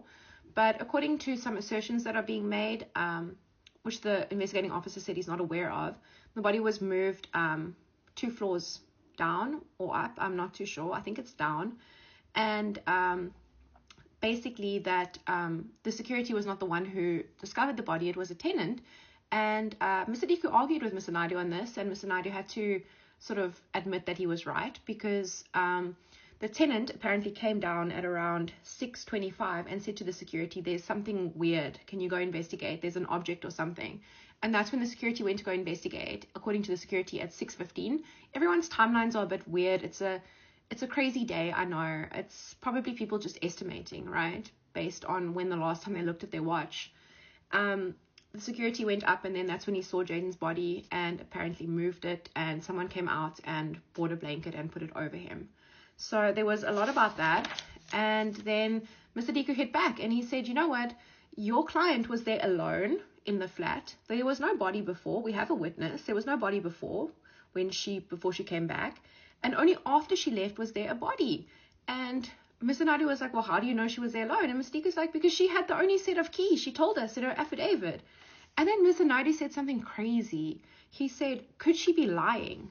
I mean, everyone is asserting she's lied under oath, according to everybody else. And I was just like, wow, that is wild. That is a wild thing to say about your own client. But anyway, so then we go on to the towel that I made such a big deal about in my last TikTok, like why it wasn't collected. And photographs of the towel were circulated in court today. Apparently it's maroon. Listen, if you were in court today, please comment below about the towel, because the SABC mic started breaking up and I was doing some lip reading at one stage. You know, SABC, I don't know what you are doing with our TV license money, but please invest it in mics that we actually can hear what the people in these court cases that we are interested in are saying, because it was going off and on. But anyway, so basically the towel was maroon in color and there were no visible bloodstains on it from the pictures. That's what I got from that. And that's one of the reasons why the investigating officer didn't collect it, maybe. But there was apparently blood nearby. I got a quote here, saw the bathtub, saw blood, no bloodstains on the towel. And then the blood in the bath was never taken and the towel taken. So there was some blood there, but we didn't see it on any photographs. So I don't know how much weight to put on that. And then Mr. Naidu asked, did the investigating officer know that the security had keys for all of the other flats? And the investigating officer says no, he wasn't aware of it. And there was something about another pillow or pillowcase, but I could not hear. Please, if you were in court today, correct us on what is the story about that second pillow. And then basically we go on to Jayden. So if you're sensitive, now's your time to give me a like and leave. So we go on to Jayden, and Ms. Naidu was like, no one reported, screaming, no one reported crying for help, no one reported like signs of a struggle. It's very close, the units are all close to each other. And basically the investigating officer, he was holding his own well today. He said that there's no defensive injuries. So whatever happened to Jayden happened very quickly. And I tend to agree, because of the video you sent me yesterday where the pathologist explained what he thought could have happened. We know that Jayden has that bruise. So something happened from behind. I think he was pulled and yanked back and smacked on the head with an unknown object.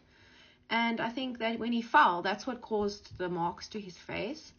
And now it was read into the record that the mom had seen strangle marks. But we know that Jayden was not strangled, because when the pathologist did an autopsy, there was an incision that was done here by the neck, and the pathologist checked the hyoid bone. This is a bone here that's often broken when strangulation occurs, and the bone was not broken, and there was no signs of trauma to the neck. But some of the members in the community, I watched the video today, said they did see strangle marks, but the photos were passed around in court, and it doesn't appear as though there are strangle marks. Obviously, we don't have access to those photos. It's sensitive photos. It's only for the judge to see and the lawyers, you know.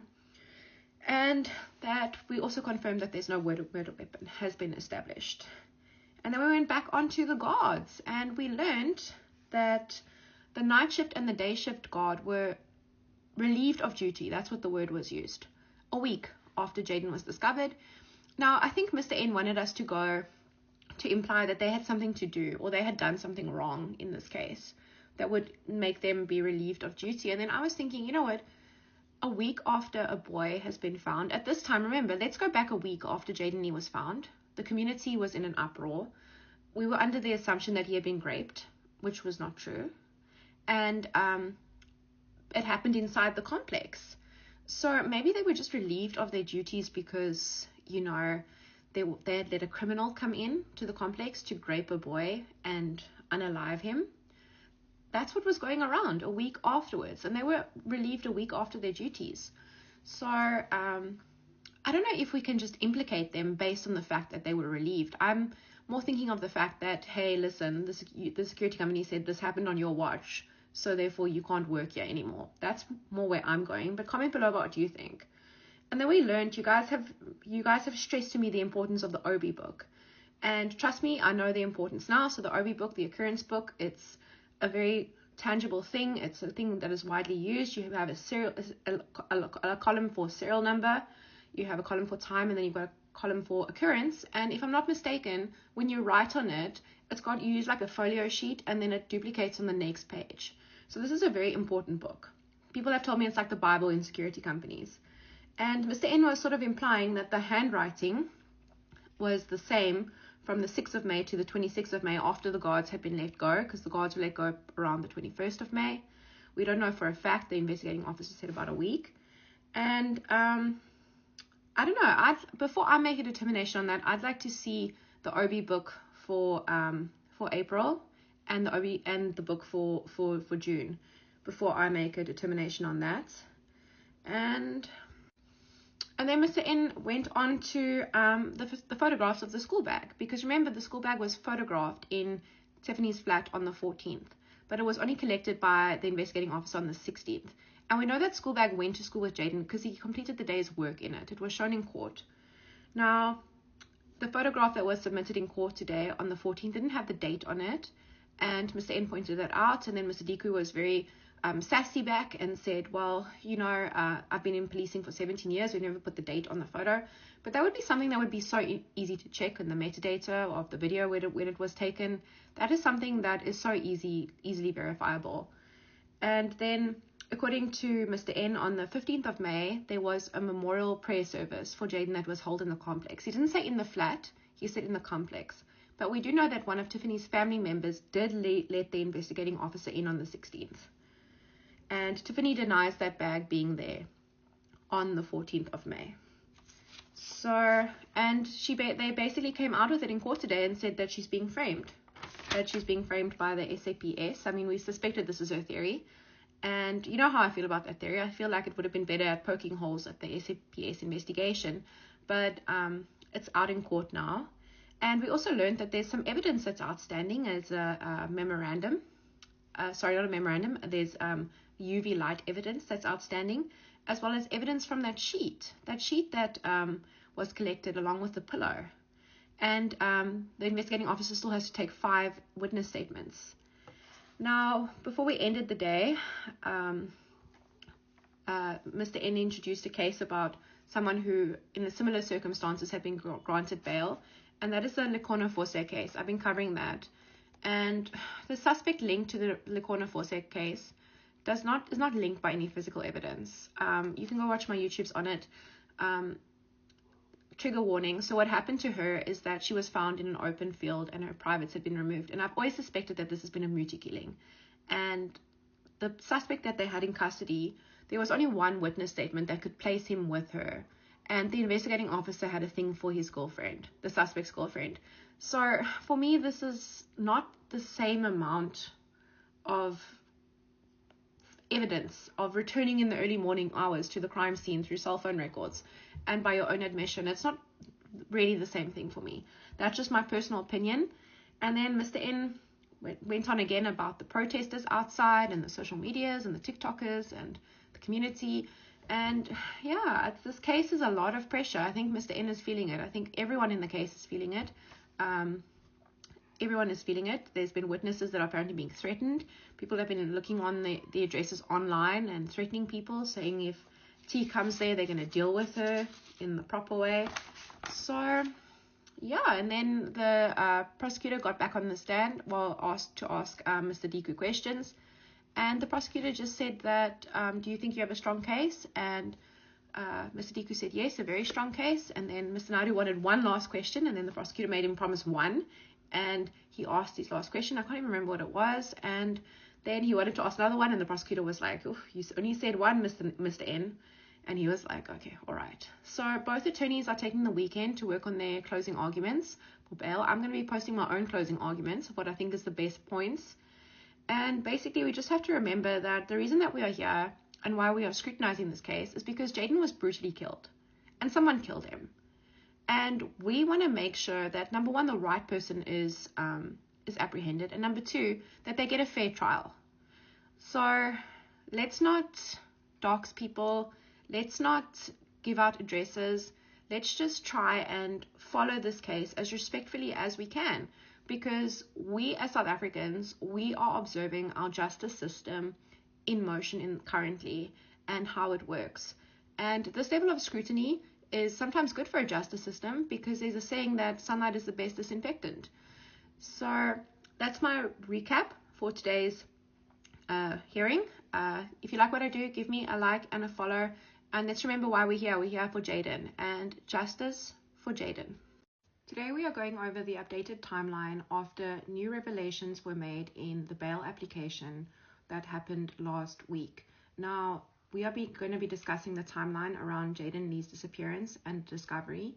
And Tiffany Meek is innocent until proven guilty in a court of law, and these are all currently just allegations against her. So we know that Jayden went to school that day. That has been established by the school, by the educators, by the children who saw him there. When things come into disrepute is basically around 3 o'clock, right? When we have alternating versions of events. So according to Tiffany, who's in green, by 3 o'clock, she was waiting for Jayden-Lee to come home. And then by 4 o'clock, she finished work. She worked from home. She was getting worried. So she was chatting to her mom on WhatsApp.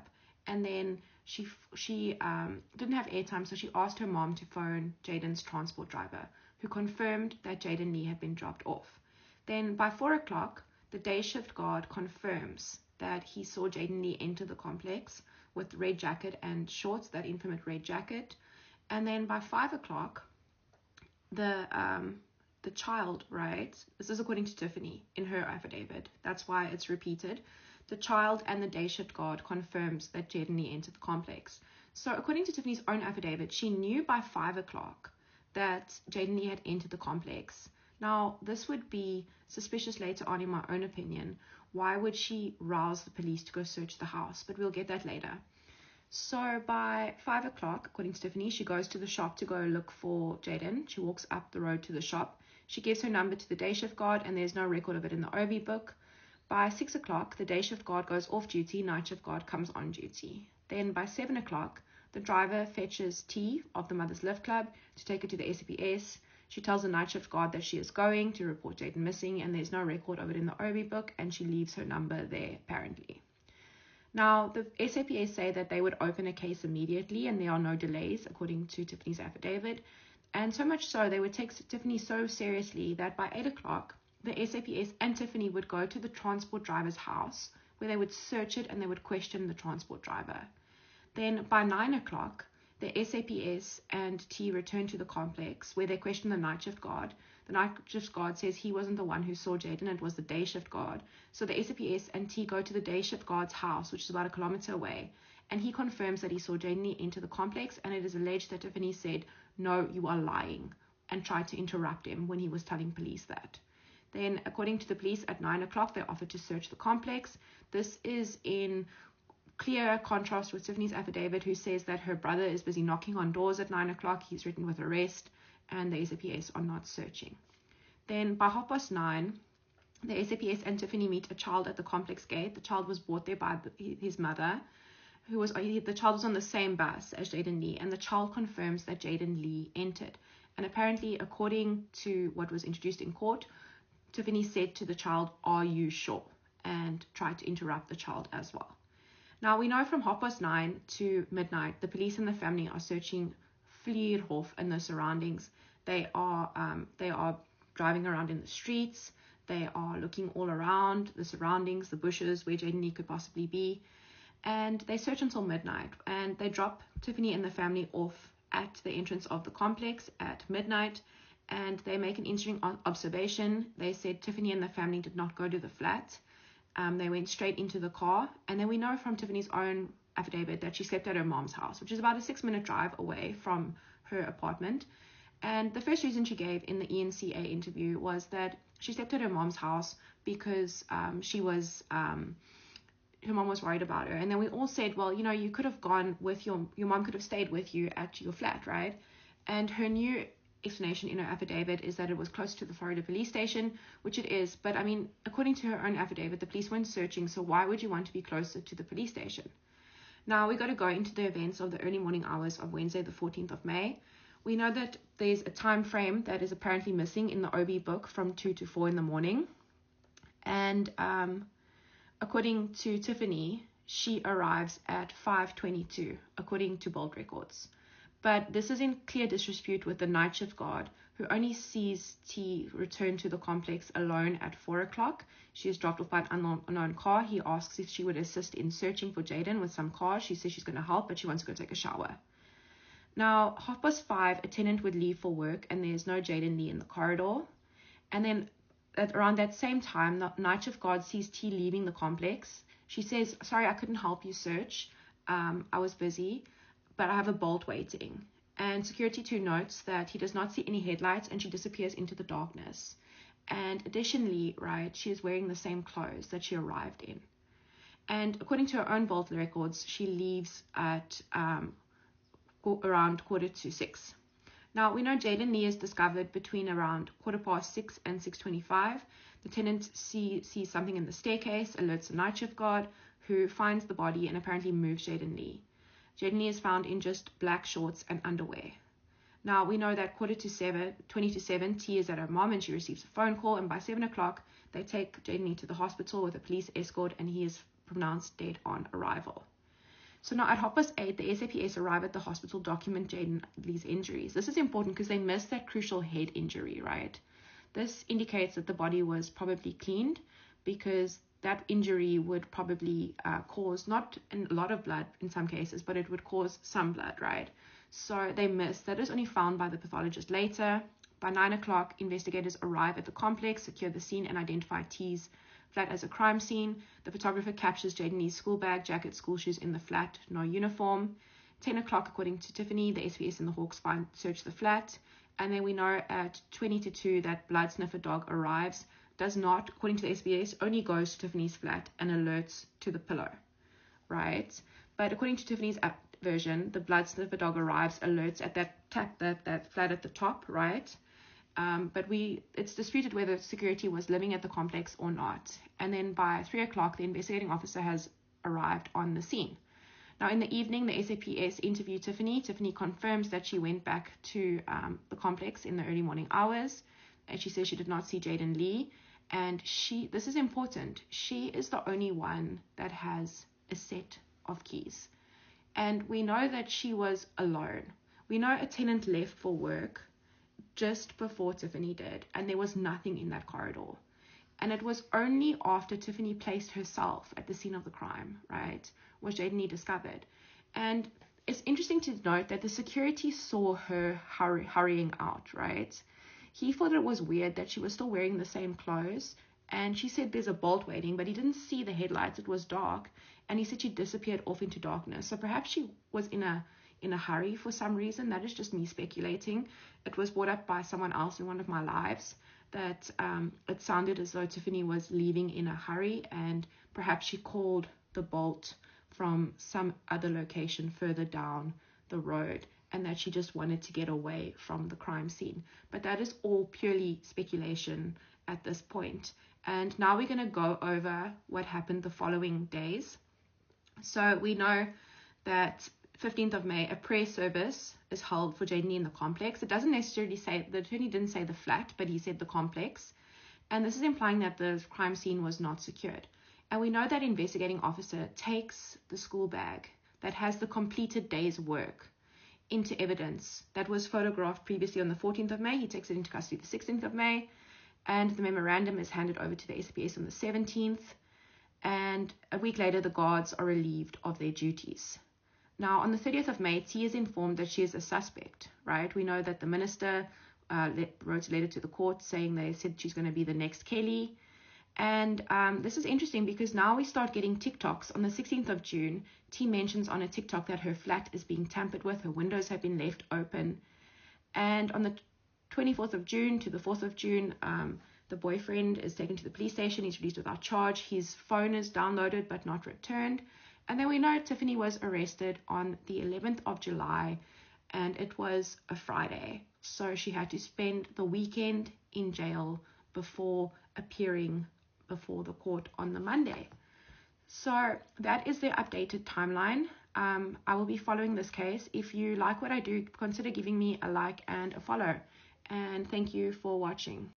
Now, today I'm going to be discussing the best evidence that I believe is for Tiffany. And Tiffany Meek is innocent until proven guilty in a court of law. And these are just allegations against her. And if you haven't watched my other video, the evidence against her, watch them both before making up your opinion. And let me know your opinion. But let's do it respectfully, right? We are South Africans. It is our right to watch court proceedings and discuss them.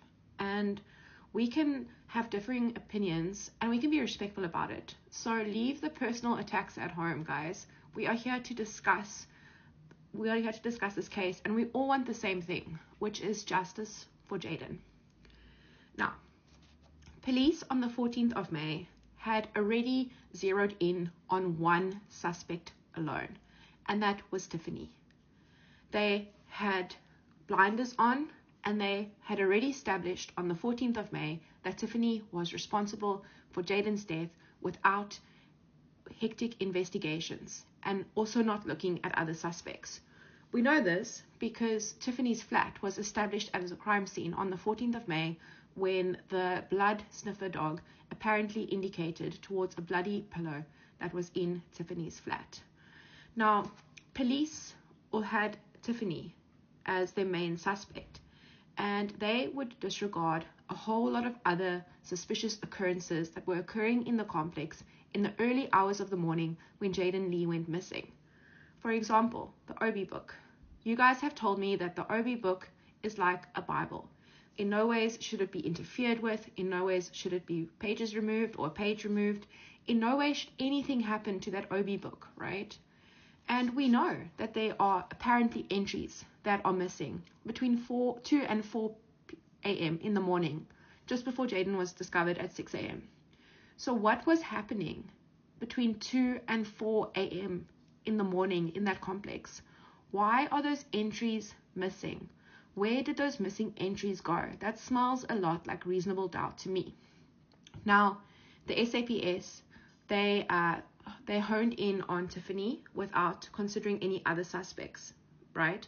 And we know that apparently there was a sniffer dog that alerted to another flat, according to Tiffany's version of events, and they failed to investigate this flat.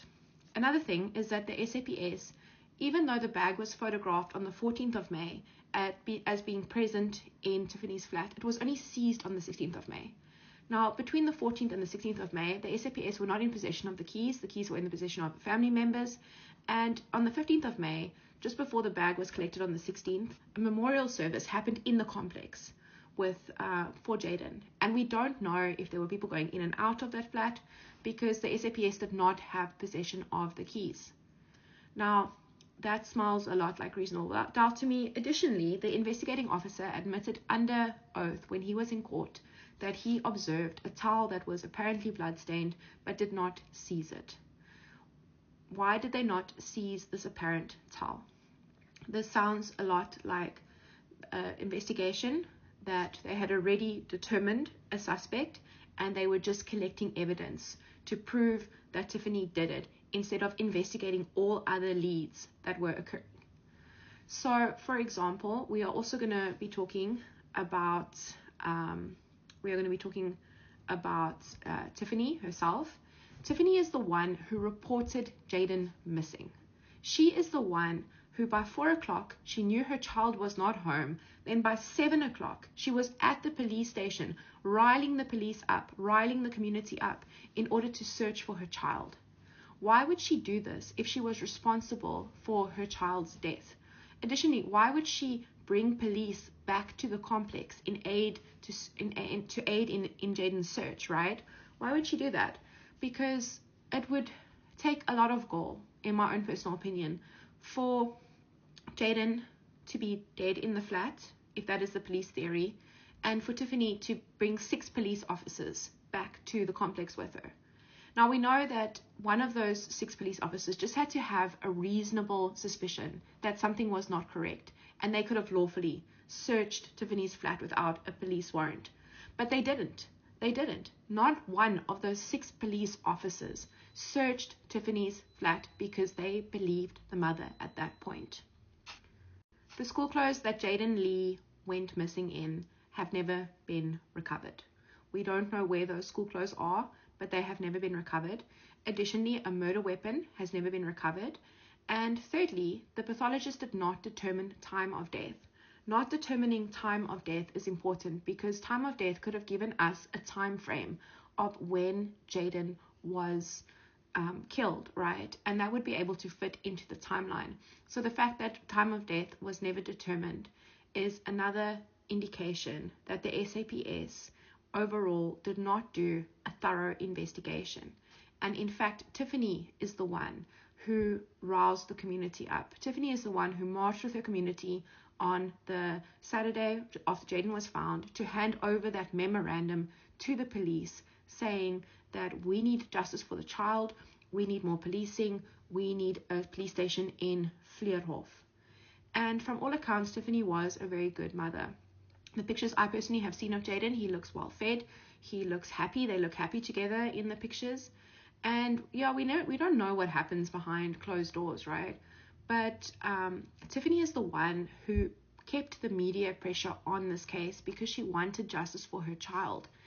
And the fact that the SAPS failed to look at other suspects makes me think that perhaps they zeroed in on her from day one, and in fact just collected evidence that would support that she is the perpetrator. Other things to note is that Tiffany is working, she is employed, she is not an adult worker, she is an office administrative assistant, and she works from home. And Tiffany is a taxpayer, so that means she contributes towards the government of South Africa, she contributes towards the country, and this is important because we don't know if she's going to be able to continue to work behind bars. Tiffany is a model citizen. She does not have any past criminal convictions. She's got a clean criminal record. And as she stands, she's innocent until guilty, right? She's innocent until proven guilty in a court of law. So as she stands in her bail application, she is still a model citizen. She does not have a passport. So that means fleeing the country is probably unlikely. And she has 2 addresses where people have agreed for her to stay, one in the area and one outside the area. She could perhaps go to KZN where she won't be in contact with any of the witnesses and thus won't be able to interfere with any of the witnesses. Now, that's probably my best theory of what I think is a good possible defense for Tiffany. I'm not a legal expert, but like I said to you guys, I've been watching these trials for like 20 years now. So I know a lot about the justice system and also what resonates with people, I think. And the reason that we are here is because Jayden was brutally killed by someone. And it's not justice if the wrong person gets convicted. It's not justice if the police didn't do a good enough job. Like I said, I've made a video also for the evidence against her. So watch them both before making up your mind. I don't know where I'm at the moment. Personally, I don't know where I'm at. I'm still trying to reconcile all these things in my own head. And I think that's where a lot of us are as South Africans. But personally, I wouldn't have gone with the frame job theory that she has in her affidavit, because whenever you say that you've been framed, and there's a conspiracy against you, it sort of becomes the onus on you to prove it, right? Obviously, the magistrate knows the law and she won't take it into account, but it sort of becomes, you have to sort of prove it to the public, otherwise they're going to think you're crazy. And that's currently what's happening at the moment. Everyone is like, why would Tiffany be framed? Who would want to frame her? Why would these 16 people work together to frame her? So that's just my take. If you like what I do, give me a like and a follow. And I go live at 7 p.m. every night and I talk about these things with you and I answer all your questions. Today I'll be talking about the evidence which I believe is the strongest against Tiffany. I will also be doing a video after this on the evidence that I believe is strongest for Tiffany, for her side of events. So please watch both before making up your mind. And I'm looking at this case from both sides, right? So Tiffany Meek is innocent until proven guilty in a court of law, and these are all just allegations against her. So I think the most damning piece of evidence against Tiffany so far is the school bag. And if you think about a school bag, it tells a story of a child's life. They put their lunchbox in it every day. They put their books. They take it with them. They carry it with them on their break and with their friends. And they have their dreams and their aspirations in that school bag. And that school bag is so damning because we know that it had the day's work on the 13th of May completed. It was opened in court and it was shown that the work from the 13th of May, the day Jayden went missing, was completed. So that school bag is a record of Jayden's movements on that day. And that school bag was found back in Tiffany's flat. And according to the SAPS, it was photographed. The day Jayden was found on the 14th, it was photographed in situ, right, in the flat. And it was seized 2 days later by the investigating officer, right? And it was seized in the same place in situ and was taken into evidence. Now, Mr. Naidu has sort of tried to attack the credibility of when it was actually photographed, but that is something that is very easily verifiable. You'll be able to go look at the metadata and see if it was indeed photographed on the 14th in the school bag. So that is something that for me is personally what is most damning at the moment is the school bag. How did that school bag get there? Because who placed it there if not Jayden, right? This indicates that Jayden probably did come home on the 13th. And if that school bag was found in the flat, as the police allege that it is, then this is the most damning piece of evidence. The second most damning piece of evidence is the bloody pillow. So we know there was a lot of talk about the bloody pillow, but for me, the bloody pillow indicates that something occurred, right? It was said that the blood did look fresh by the investigating officer, although no tests were done to confirm if it was fresh blood or if it was old blood. But just think about the pillows in your own house. This pillow was found. It didn't have a pillowcase. Tiffany said all the pillows in her house had pillowcases. Now, just think about last time you had a nosebleed or an earache or something. Did it actually stain through the pillowcase onto the pillow, right? For me, I had a nosebleed the other night and that didn't happen, but that could depend on the quality of the pillows that are used, etc. So for me, the bloody pillow indicates that, and it was matched positively to Jayden's blood, it indicates that something occurred, possibly in that flat on the 13th, that would cause Jayden to bleed. So that for me is the second piece of incriminating evidence against Tiffany. The third is Tiffany's own admission that she went back. So she placed herself, through her own bold records, back at the scene of the crime in the early morning hours. She was seen coming at 5:22 and leaving at 5:47 per own accounts. And we know Jayden would be discovered between 6:15 and 6:25 afterwards. And we know that according to eyewitness accounts, a tenant went to work beforehand at 5:30, while Tiffany was alone in her flat with her only set of keys, the only set of keys that was confirmed in her own affidavit, right? That Jayden was only discovered after she left, right? And the way she left is also suspicious because she was apparently said to the night shift guard that I'm going to come help you search when she came in. And then when she left, it seemed as though she was in a hurry. because she told the night shift guard, there's a bolt waiting for me. Look, I've got to go. I'm sorry, I can't help you search. I'm going back to the police station, and I just came here to shower anyway. And we note that the night shift guard noted that she had the same pair of clothes on, right? And then the night shift guard says he didn't see any headlights and he just saw her disappear into darkness. And someone in my lives pointed out last night that that indicates that perhaps she was in a rush. So Tiffany's own admission of being back at the scene of the crime just before Jayden was found is probably the third most damning piece of evidence currently against her. Now, Tiffany's actions the day of Jayden's disappearance are also suspicious. So, for example, she knew, according to her own affidavit, by 5 o'clock, she had spoken to a child, the security, and the transport driver that Jayden had entered. We have 3 witnesses that see Jayden entering the complex. We don't have any witnesses that say Jayden left. Yet by 7 o'clock, according to the SAPS, she was reporting him missing. And by 8 o'clock, Tiffany and the SAPS were at the transport driver's house searching it for Jayden. If you knew by 5 o'clock that Jayden had entered the complex from 3 different witnesses, why then did you go and to the transport driver's house at 8 o'clock and go and subject him to a search by the police? So that for me is suspicious. That is suspicious. There's something known as consciousness of guilt. Perhaps this is some sort of indication of it, in my own personal opinion. Now, another thing that we know is that Tiffany did not allow the SAPS to search her flat. According to the SAPS, every time they were going near her flat, she would misdirect them somewhere else. And we know that Tiffany did not sleep over that night at her flat. The SAPS finished looking at midnight with Tiffany and the family, and they noted that they saw Tiffany and the family, when they dropped them off back in the complex, get in another car and drive away.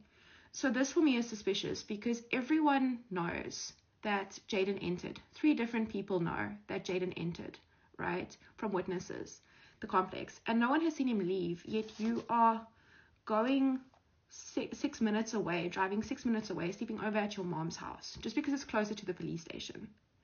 That for me is suspicious. And Tiffany's own actions on the day are suspicious to me. Now, the last thing I'm going to speak about is the public outcry.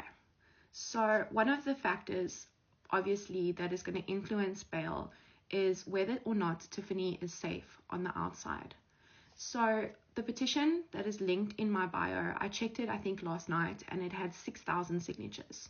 6,000 verifiable signatures. And I looked at a lot of the names on the petition, and they sound like South African names to me, right? I myself have signed it. So this is just part of the public outcry. These 6,000 people. Just think of 6,000 people, how many people that is. These 6,000 people have put their names to a document that is going to probably be presented in court, right? And it's not just that. I saw that there were a motorcycle club that is protesting bail, that is going to do a drive down to the court, as well as protesters are outside opposing bail. So in my opinion, Tiffany is not, Mr. Deco is correct. Tiffany is not safe on the outside. She is very recognizable. She is very distinctive, and people are angry. People feel betrayed because I can speak to my own emotions. I feel like I came out in full support of Tiffany, and I guess we just feel a little bit betrayed by what happened, and this is why the public outcry is happening at the moment. Now, I will be posting why Tiffany should get bail, so go and listen to that as well before coming up with your own opinion. And I love to hear your own opinions. Please comment below, but let's keep it respectful to everyone because this is a very dividing issue, and we are just observing our justice system in progress, right? And we are scrutinizing it because at the end of the day, a boy was brutally killed, And we just want to make sure that we get justice as South Africans. We just want justice for Jayden. Grasping at straws. That is how I would describe Mr. Naidu's closing remarks in the bail application of his client, Tiffany. And Tiffany's fate will be decided by the magistrate tomorrow. But basically, I'm going to give you an overview of closing arguments. Now, Tiffany Meek is innocent until proven guilty in a court of law, and she is cloaked in a veil of innocence, right? And Mr. Naidu brought this up several times that, Tiffany is innocent until proven guilty, which she is. And he started out by saying that bail, whether someone is granted bail or not, whether they are not granted bail, should not be a form of punishment, which I agree, and that she is cloaked in that cloak of innocence. And he went on to remark that the state's case is not very strong. He maybe took some pointers from chat because he said that, for example, there were flaws in the state's investigation. There were several contradictions. This is the best line that I thought that he should go for with the he should attack the pillow and the school bag evidence, right? And he was on his way about attacking the 3 different versions of the uniform that Jayden was wearing the day he disappeared, when the magistrate interrupted him. And the magistrate is sharp, right? The magistrate has been taking notes, and she said, but you concede that he could have changed during the day. It was 3 different descriptions, and it could have been from different times of the day. So he had to concede that before he was pushed along. And he would go on to say the strong points, which we all have been saying, is that there was no blood found on any clothing, right, of Jayden's. The murder weapon has not been recovered. And he went on to attack the credibility of the school bag by saying that his client asserts that the school bag was not there on the 14th. And that school bag is so important because we know Jayden completed the day's work in that school bag, right? So that school bag was last seen with Jayden on the 13th. And it does sort of provide a timeline of the evidence of where Jayden was. And according to Mr. Naidu, there was a lot of people who had access to the flat on the 14th, on the 15th, on the 16th. And we know that school bag was only recovered on the 16th. But you know what? We would have to see the photos, right, of when the school bag was captured on the 14th and see if it was recovered from the same place as the state alleges. Then he went on to say that no eyewitnesses saw him in the company of the applicant on the day of question, although we do know that Jayden was returning home from school. And where do children go first when they normally return home from school, right, is to their house. So I didn't think that point was particularly strong. He doubled down on the sniffer dog theory, which is no evidence at all, right? The sniffer dog that went to the top flat is purely allegations that come directly from Tiffany. There is no video evidence that the sniffer dog alerted to that top flat. And then he brought up the male bodily fluids again that the police did not collect. So I just thought that was a strange way that the bail application went, because we as the public know that that is just simply not true. And he also went out to say that the reason that they left out that bit in the affidavit, that important bit in the affidavit when Tiffany returned home just before Jayden was found, the strategic thing that they left out in the affidavit, right? According to Mr. N, the reason they left it out is because Jayden's time of death was determined between 4 and 5 a.m. And we know that there was no time of death determined.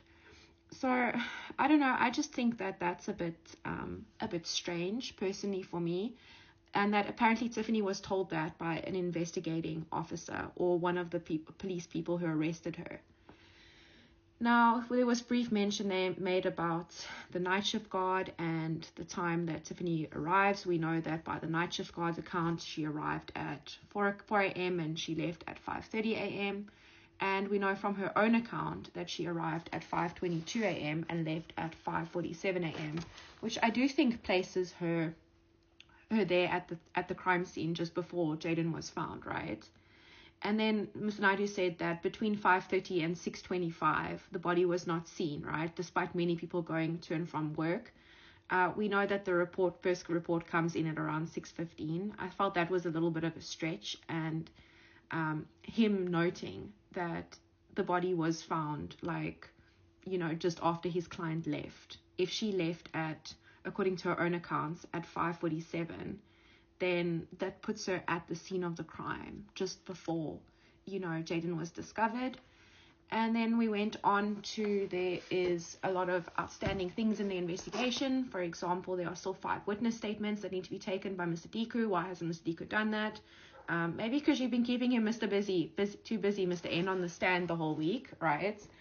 And that the matter was not trial ready. We know we have those UV reports that are outstanding, the DNA results, the bloody sheet. And also that Tiffany would not interfere with any state's witnesses, and she didn't know who the state's witnesses were, despite the ones that have been revealed through court today. And other things is that he went on to say how the accused would have surrendered herself to the police at her free will, and that she is not a flight risk. She doesn't have a passport. She knew she was a suspect on the 30th of May. She could have started making plans to leave the country, but she didn't. And that she's working, right? She's basically the breadwinner. But I'm not too sure if you can still work from jail. Like, some aspects, I think maybe you can. But if you know, let me know in the comments below.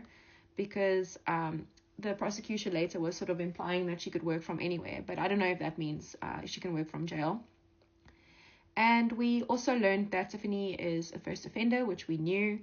And that the prisons are overcrowded, and that it would be better for her to stay and maintain her family trials and work on her own defense. Mr. Naidu also said that the Hawk should take over the investigation because, according to Tiffany, someone has gone to great lengths to implicate her, right, and obstruct justice. So that was the closest we got to the framing theory. And then he addressed the public outcry. He said that when he started going to court, there were 300, 400 people protesting. Now there are not many. And that ever since people have started listening to the trial themselves or the bail hearings themselves, that they have changed their mind about whether Tiffany might be guilty or innocent. And the social media influencers got a shout out again. And he left off the bail application with introducing that same case that he talked about on Friday. So that is the case of Lekona Fose. Now, I have been covering this case on my channel, and I know quite a lot about it. So, trigger warning, Lekona Fose was found mutilated. She had her private parts missing, as well as, I think, a bit of her knee. She was basically disfigured, right? And it was suspected that it was a muti killing. And another thing about Lekona is she was openly lesbian in her community, and her community supported her for it. So there are maybe implications that this might be some sort of hate crime. Now, the suspect in that case, Mr. Duduzi, right, I watched the trial, I watched the proceedings in that, and the only thing that really links him to Lekona that day is that one eyewitness, but he has an alibi in the form of his girlfriend. And according to the defense, the investigating officer in that case wanted his girlfriend and even asked the girlfriend out on a date. So I personally don't think that there is the same amount of circumstantial and physical evidence in that case linking the suspect to the disappearance and the unaliving of Lekona that there is in this case, just by my own personal opinion. Now, that was my assessment of Mr. Naidu's closing arguments. I'm going to be dealing with the prosecutor's one now. And I'd give Mr. N a solid 6 out of 10. I think I'm going to rate him 6 out of 10.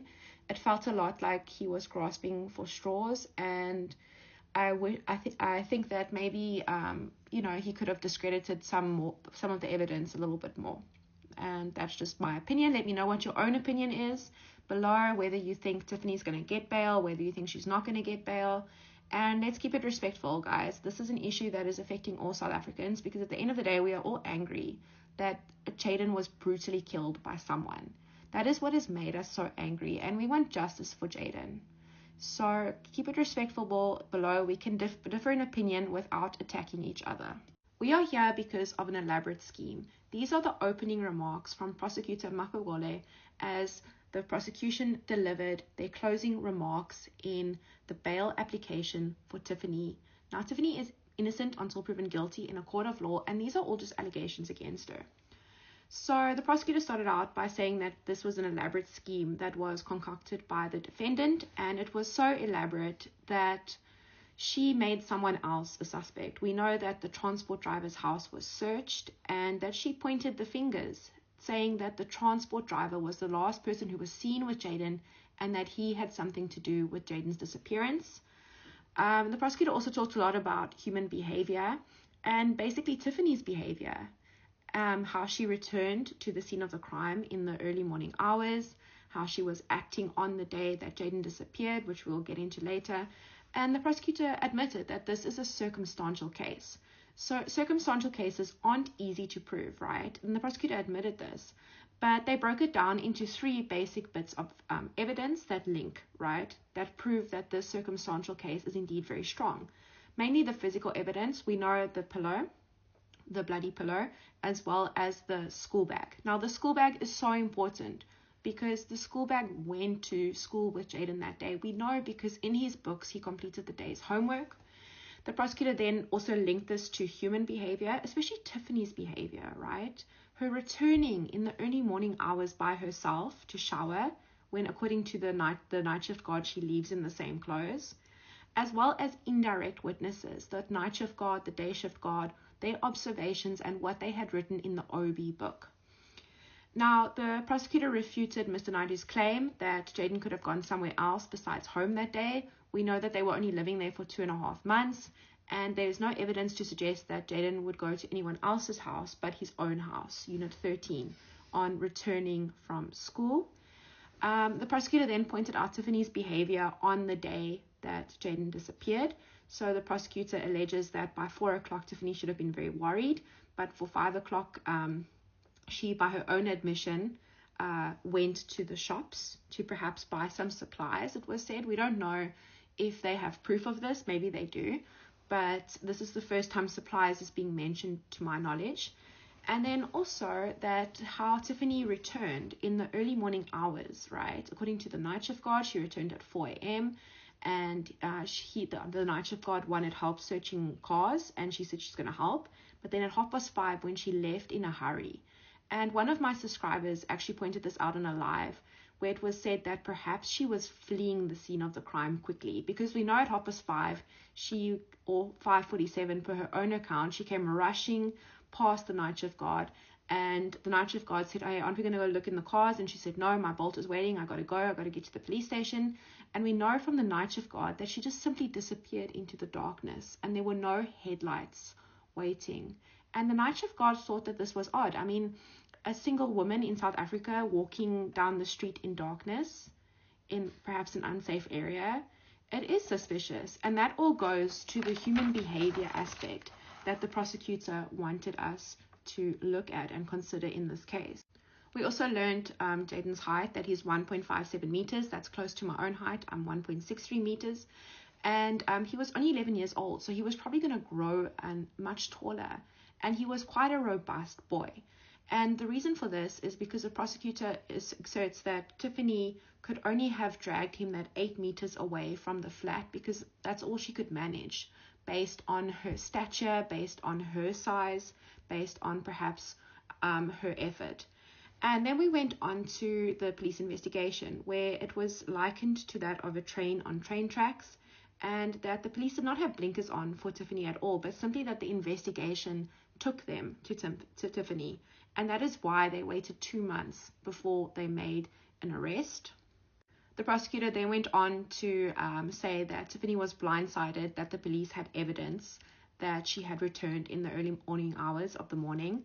We know from her own affidavit, which was taken by Mr. Diku on the 14th of May, the day Jayden was discovered, that she admitted to returning in the early morning hours, but the prosecutor alleges that she simply forgot that she had admitted this information to police. We also know that Mr. Diku said something about cell phone records and that her signal bounced from Florida to Vleerhof in the early morning hours. And the prosecutor said, you know what, Tiffany left this out of her affidavit, not because of the time of death story, but because she was blindsided by this, because she forgot that she had told the police on the 14th that she had returned in the early morning hours. And she knew how sus that looked, right, to us as the public who are observing this case. We then went on to some of the more technical aspects of the bail application. The prosecutor attacked the father's address, saying that it is a verbal agreement and there is no lease, as well as that if Tiffany would have to relocate to KZN, it would be on the onus of the KZN police to keep tabs on her, for her to go report to their police station. And there was a brief mention of her working. Apparently, she can continue working from where she is. I'm not too sure if that's true. Let me know if you can still work from jail. I have no idea. I know people get degrees and stuff from jail all the time, but if she would be able to actually hold her job in jail, I'm not too sure. And another thing that the prosecutor touched on was Tiffany's in danger from public, right? And we know from people who have been commenting, people who have been coming on the lives, that Tiffany is not safe. She is not safe if she comes out on bail. I mean, it's just a fact, right? It's just a fact, Mr. Naidu. She has angered South Africans, and that is something that the prosecutor mentioned. They mentioned that, you know what, the public outcry is a reflection of societal anger. And the prosecutor mentioned that Tiffany actually drove this societal sympathy. She was riding a horse, and she was happy when she was riding that horse, when the public was on her side and sympathizing with her. But when the horse feels pain, it bucks. This is the prosecutor's words. And the rider is unceremoniously dismounted. And this is what has happened to Tiffany, right? And that if she would be released, she would disturb the public order. I have to agree. Tiffany, you're very recognizable in South Africa.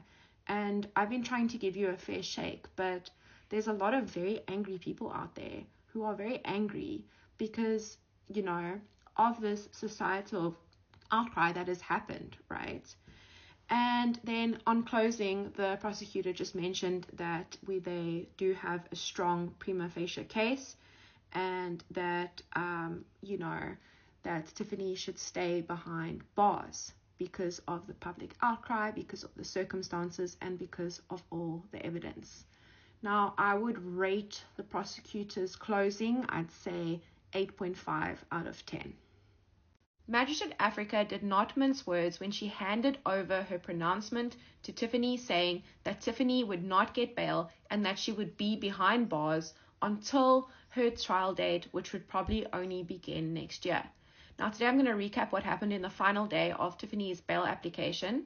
And it was hectic. It was hectic. So the morning started off with Tiffany. She was wearing like a dark hoodie. She had her famous dookie on, and she had Jayden's chain. And I saw her kissing it a few times. I saw her, it looked as though she was praying with it. And the Magistrate Africa came in and she recapped the state's case. She recapped the defense's case. And after that, she had a few words of her own for Tiffany. So mainly, Magistrate Africa agrees with us on social media that the behavior of Tiffany is sus. And Magistrate Africa broke it down. She said that the court accepts as a fact that Jayden was dropped off at the complex. And the usual time that he was dropped off was 3 o'clock, right? And why was the alarm not raised then? Why did Tiffany wait until 7 o'clock to report him missing? In fact, Tiffany was seen at 5:30 by the day shift guard, calmly smoking a cigarette as well as leaving the premises. And also, the magistrate agrees with the state that Jayden didn't have any friends in the complex. There's no reason to suggest that he would not go anywhere else but home. And the magistrate also pointed out the suspicion in Tiffany's behavior about why did she not return to the flat that night. And the magistrate said it was because Tiffany wanted to put distance between herself and the lifeless body that was in her flat. And Tiffany still further came back in the early morning hours of the morning, where she obstructed the ends of justice and she moved the body into the corridor, and she left in a hurry because she didn't want to be there. She wanted to put further distance between her and her son because she knew what happened to Jayden. Magistrate Africa then went on to present a detailed 23-point list where Tiffany's side of events had brought doubt into the court and deflected from the truth. And I'm not going to have time to go through all these points, but I'm going to go through some of which I believe is the most important. So we're going to start off with the clothing. So remember, Tiffany apparently sent Jayden to school in 8-degree weather, winter weather, without a jacket. Well, Magistrate Africa also found that sus, because she said that 2 other witnesses, the educator as well as the security guard who saw Jayden return home on the 13th, noted the red jacket. And there's no indication that Tiffany had a spare red jacket, right? So that red jacket is probably the one that went to school with Jayden. And additionally, right, why did Tiffany go out of her way to not report him in the correct clothing that he was seen by 2 other people? And Magistrate Africa picked up on that because she said, I believe the other 2 witnesses. I believe the security guard and I believe the educator, and that he was in fact wearing his red jacket and his red pants to school that day. Additionally, the OB book was set correct today in court. So we know Tiffany says that when Jayden went missing at 5 o'clock, she went and reported him missing to the day shift guard, and she wrote in the OB book. And then at 7 o'clock, when she went to the police station, she put the Lyft Club driver's number as well as her number in the OB book. But when she came back from the hospital the next day and had an argument with them, the pages were missing in the OB book. And apparently the whole OB book was presented in court, and there are no missing entries. There are no signs that it has been reconstructed. There is no evidence of pages missing or of Tiffany writing in and reporting that stuff in the OB book. So Magistrate Africa found incredible doubt in that side of Tiffany's story. Additionally, Magistrate Africa started talking about, remember the pillow, right? So the pillow that was confiscated from Tiffany's flat and put into evidence, Tiffany says that she wasn't there when it was put into evidence, and it could have been taken from another flat, the flat up top where the other sniffer dog allegedly alerted to. And Magistrate Africa said, well, you know what, there is no evidence that the sniffer dog that was filmed, it wasn't even filmed, right? We know, we've all watched the TikTok of Natalie explaining what happened, and she explains it because Tiffany had told her that, right? And Magistrate Africa said there's no evidence that the sniffer dog went and alerted in another flat, and we know there's no evidence. And this thing with the bodily fluids, right? Magistrate Africa put it all together for us because she came up with the explanation for why Tiffany wanted us to believe all these things. Because she made another point about the bloody underwear. And the underwear was not, when it was shown in court, the pictures, it was not bloody. But Tiffany's assertions about male bodily fluids, about strangle marks that were not there, as well as about bloody underwear, made it as though she wanted us to believe that Jayden had been raped, when the pathologist said there were no signs of raping. And this is one of the things that Tiffany used to mislead us as the public to focus on an alternative suspect, specifically a male suspect. Magistrate Africa also slammed Tiffany's assertion that the night shift guard saw Jayden on the night of the 13th outside the complex in a vest and shorts. Additionally, Magistrate Africa also slammed when Tiffany strategically left out the part in her affidavit where she returned in the morning from to go and shower, right? Well, the magistrate said, well, you know what, Tiffany, there's no reason. We don't have any evidence that anyone in the SAPS told you that time of death occurred between 4 a.m. and 5 a.m. We know for a fact time of death was not in fact determined. And the reason, right, that you had left this out was because you were trying to mislead the court that you had returned in the morning to move Jayden's lifeless body to further deflect suspicion from yourself. I will be going live tonight at 7 p.m. with all 23 points, which we can discuss together. And remember, the reason that we are here, right, is because of Jayden. Jayden was brutally killed. And we as South Africans are observing our justice system because we want justice for him. We want justice for Jayden-Lee.